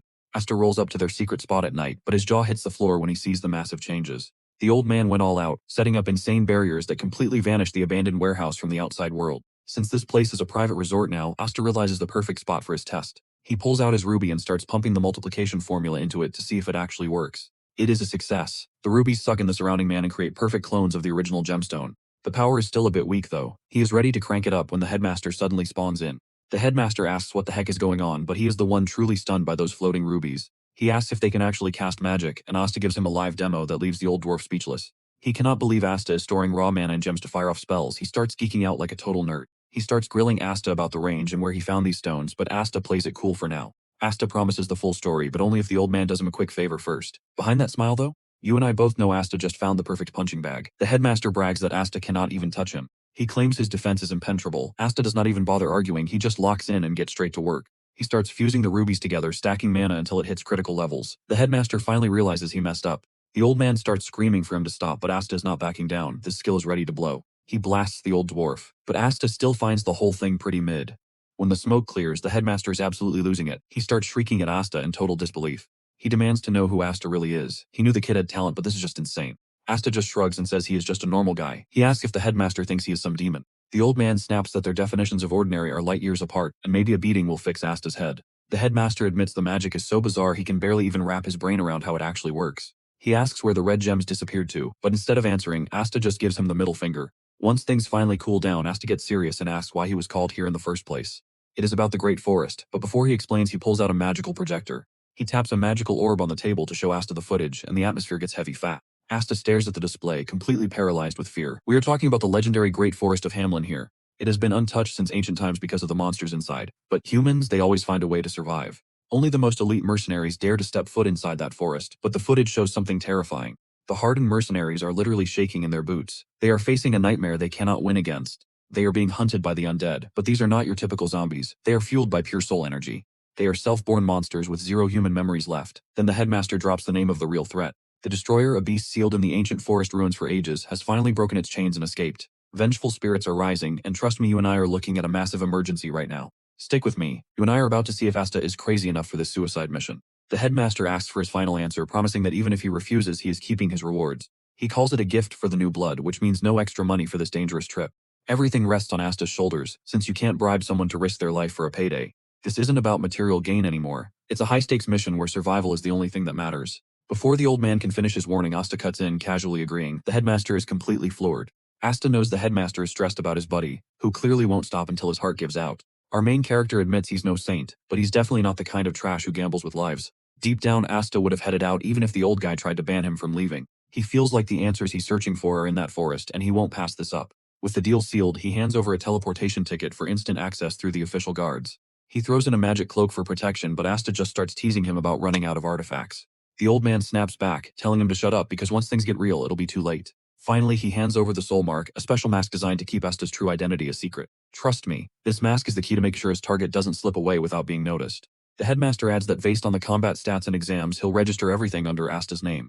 But there's still one problem. He's curious about how Asta plans to handle the situation with House Blandor. Asta tells him not to sweat the small stuff, promising to take care of that mess himself. He sends a note to Chenbi and Damien, saying he's off for training and they shouldn't follow him. Instead of catching an attitude, Damien decides it's time he stepped up his own training game too.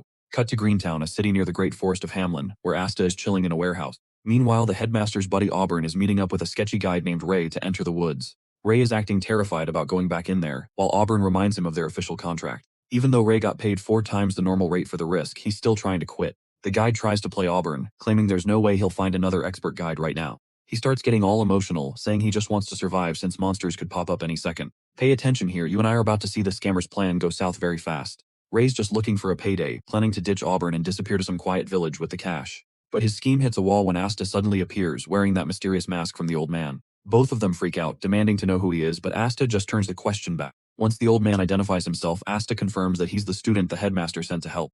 Asta realizes he's in the right spot and tells Auburn he's free to call him senior for now. Seeing an opening, Ray tries to act smart by handing over his map so they can go alone. He hypes up the map's importance, and the clueless Auburn actually agrees to let the coward walk away. Auburn thinks they can manage on their own, but as Ray tries to sneak off, Asta stops him. With a voice that would freeze your blood, Asta gives him exactly 1 second to sit back down. Ray doesn't move fast enough, and since time's up, Asta starts beating him like he's a drum. Auburn is absolutely horrified watching Asta wreck the guy, wondering if they even stand a chance against monsters. Elsewhere, those 2 mysterious villains are meeting up again to work on breaking a powerful seal. Progress is slow, and they're shocked the beast is still sleeping, even though its deathly aura is everywhere. Since Asta is heading for the destroyer, one of them goes to intercept him while the other works. The villain named Solian asks his partner Kellogg if he can really handle a fighter like our boy. Kellogg just brags about all the high-level mages he slaughtered, making it clear Asta is no threat. It looks like the stage is set for a massive clash. You and I shouldn't miss a single second. He boasts that Asta won't even be a warm-up for him given how many masters he's already buried. Alright, stick with me because Asta and his crew are heading into the woods with a very bruised Ray leading the way. Auburn is just relieved Asta showed up to save the day. Since Asta's identity is hidden behind all those bandages and gear, it is hard to tell his age, but his height makes Auburn think they are likely around the same age. Apparently, Asta's been dubbed the New Moon, a guy known for having a quick fix for just about any nightmare scenario. Suddenly, Asta offers to help their guide by stashing that massive heavy backpack inside his personal subspace. Ray politely declines, claiming the bag is packed with survival gear he might need at a moment's notice. He insists on carrying it, but Asta immediately sees through the lie. Ray is definitely still planning to rob Auburn. Regardless of the tension, they keep moving. Suddenly, Ray senses tingle and he warns Auburn to stay alert.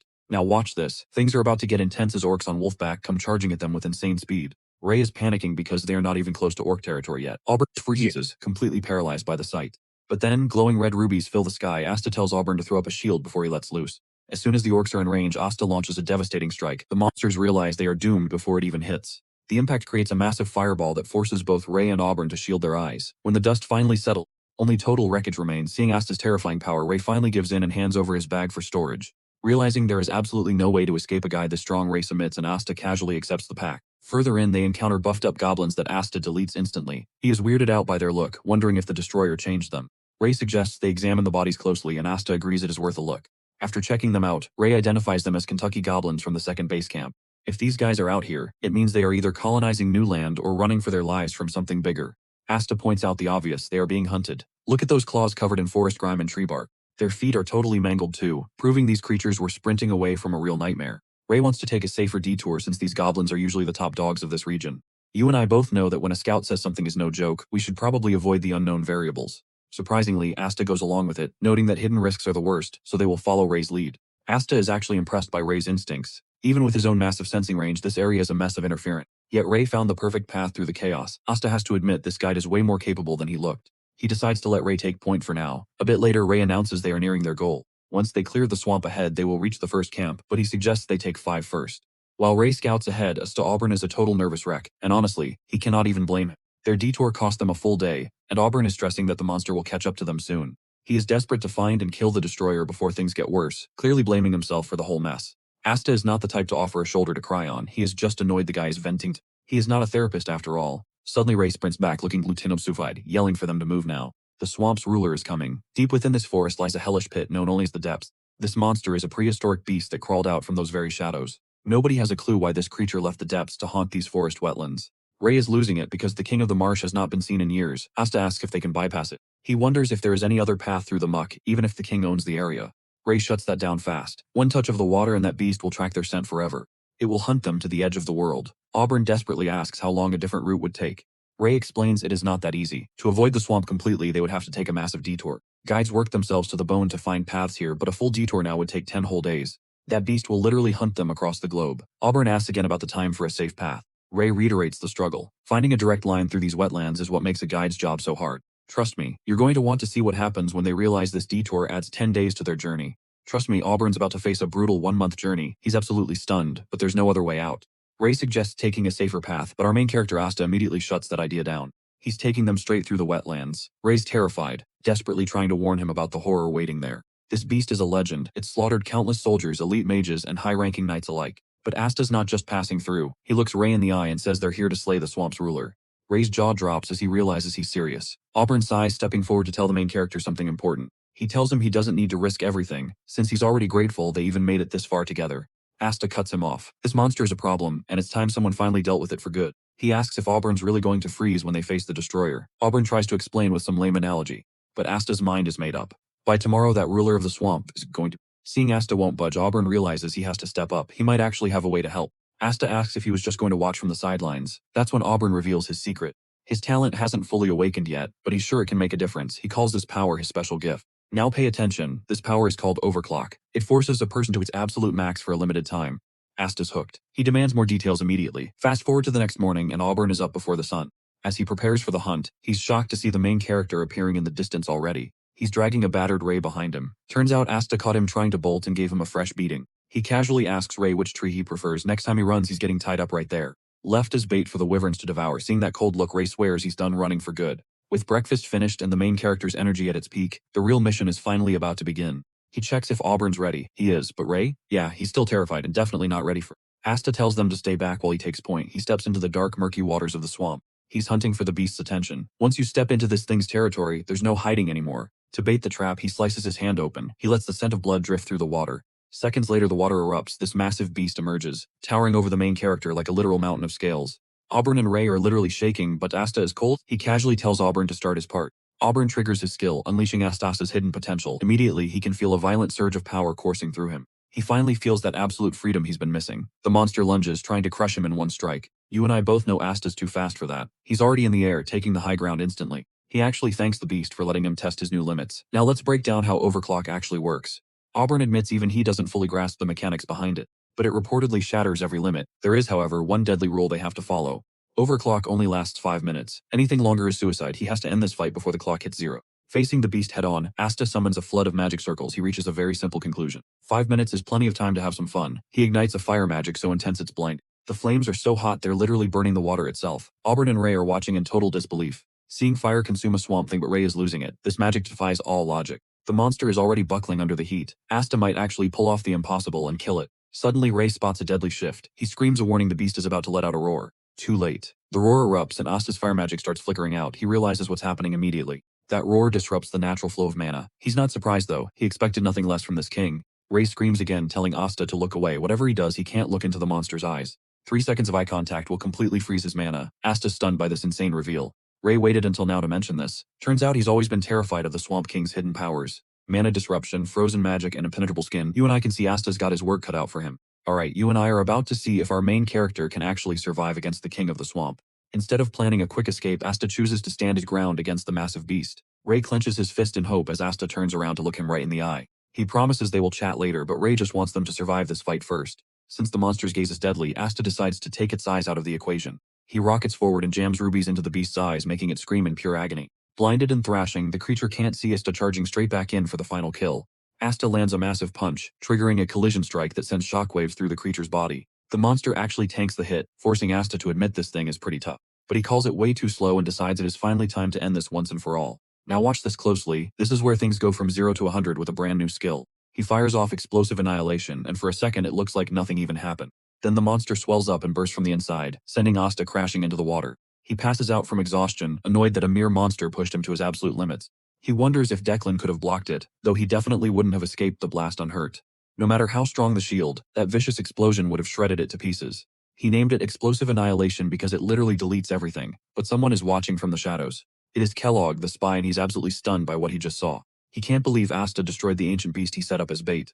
Kellogg wonders if Asta actually He doesn't look like a martial artist either, and the mana levels he's using are just too insane. Even though Kellogg could kill it too, he is still impressed by Asta's raw power. Kellogg actually felt a shiver of fear, and now he is laughing like a total maniac. I know what you were thinking. Is this guy a predator or the prey? Let's find out. He realizes he needs better prep because Asta is a much more dangerous hunter than expected. Eventually Asta wakes up and asks Auburn how long he was knocked out for. Auburn is totally shocked to see him awake and tells him he has been out for 2 hours. Asta groans as his head spins, a nasty side effect of being hit with that overlord skill. Auburn tells him not to worry since the strain was kept to a bare minimum this time. Still, he warns him that he'll probably feel like garbage for the rest of the day. Asta's hands are still shaking, and deep down, he feels like he's barely clinging to life. If Auburn and Ray hadn't pulled him out, he would have definitely been swamp food by now. Ray pops out of the bushes, telling Asta he doesn't need to worry because he has no intention of running. Asta tells him to shut up and demands to know where he was hiding. Ray admits he was just checking the monster's body to see if there was any loot. Asta tells him he can keep the whole corpse as payment for saving his life. He even tosses him a subspace pouch, and Ray starts celebrating like he won the lot. It's a pouch Asta swiped from a dealer, and Ray is absolutely loving the gift. Auburn asks if he's sure about this since that monster's body is worth a fortune.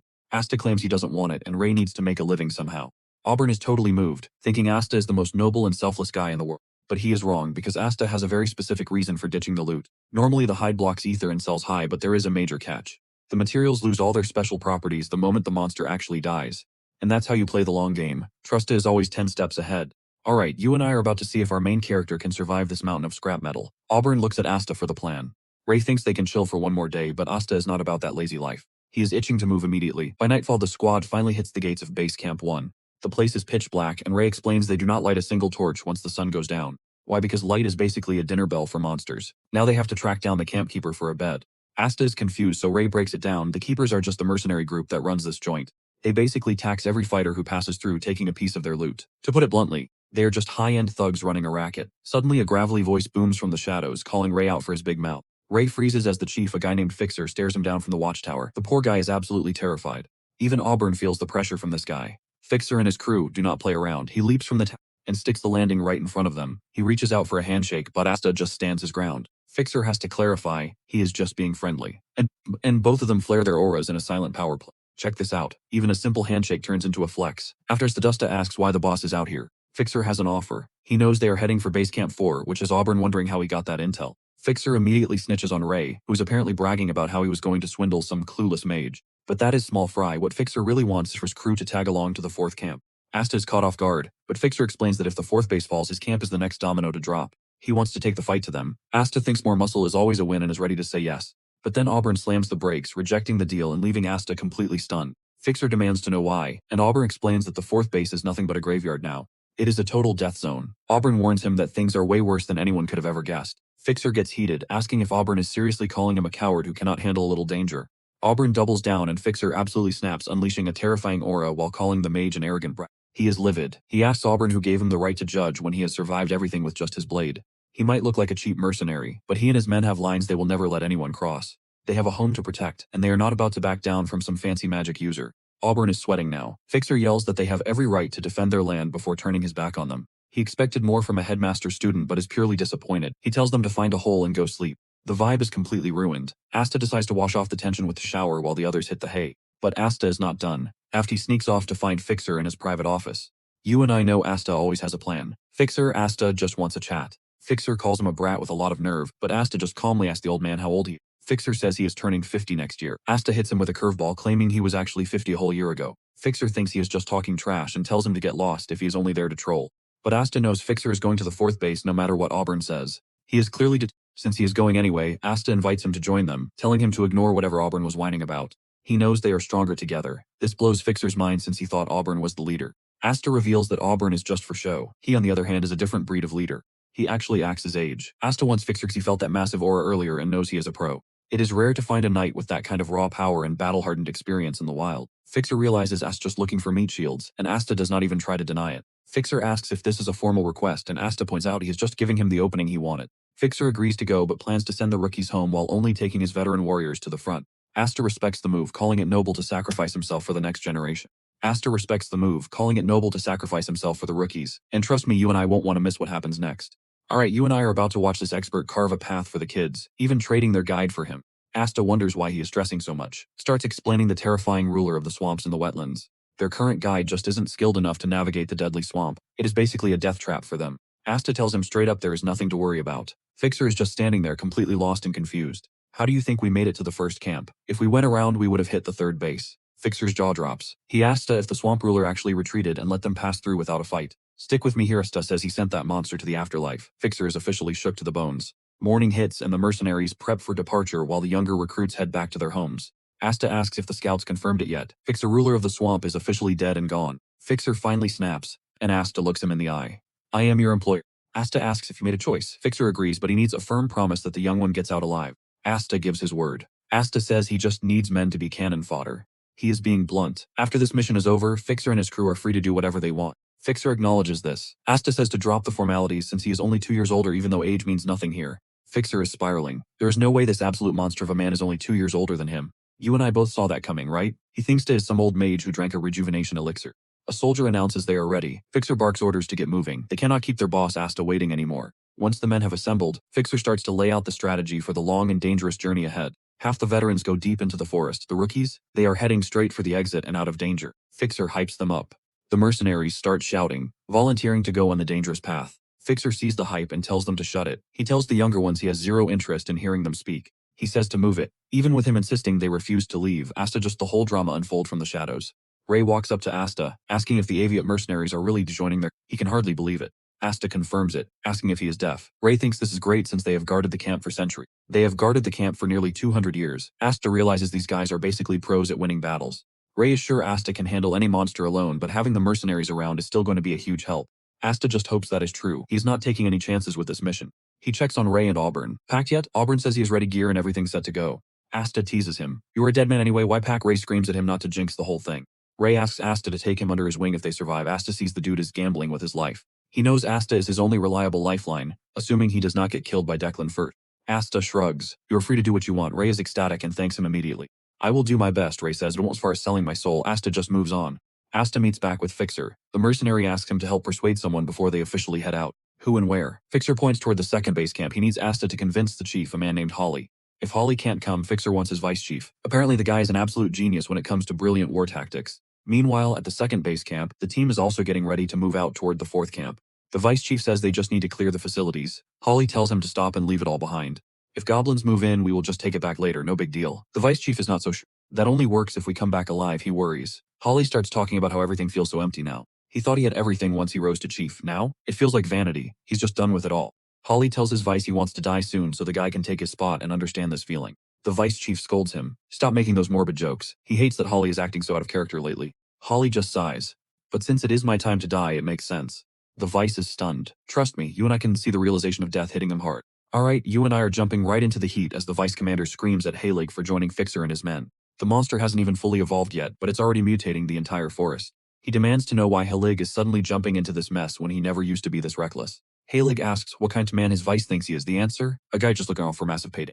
Halig reveals that every elite warrior is heading there, making this a legendary fight you just can't miss. Still, his vice isn't convinced. He practically begs Halig to rethink this entire insane. He warns that the crew is already planning to desert. He just needs to change his mind about this move. We're heading to the fourth base camp, but pay attention, Halig knows his vice is just absolutely terrified of dying. The guy admits it. He's not ready to meet his ancestors just yet. Then, Halig whips a total bombshell on. "Become the chief so you can stay behind. Trust me, we didn't expect that." Alright, you and I are about to watch him gain total freedom as the new chief. Right before everything goes wrong. Our dude stands there in complete shock as Halig officially names him chief of the second base camp. He even gets to rename the camp. Suddenly, this heartfelt farewell takes a dark, brutal turn. Out of nowhere, Kellogg impales Halig from behind while maniacally claiming he is sending him to the afterlife. You and I see the vice's horror. Halig uses his final strength to kick the chief to safety. Watching from a distance, the new chief witnesses his former boss die at Kellogg's hands. Halig's last words are in order to live since he's the new chief. That's the end of the video. Comment next part if you enjoyed this. Also, make sure to subscribe to the channel. Smash like and hit the bell. See you and I next time. Thanks for coming.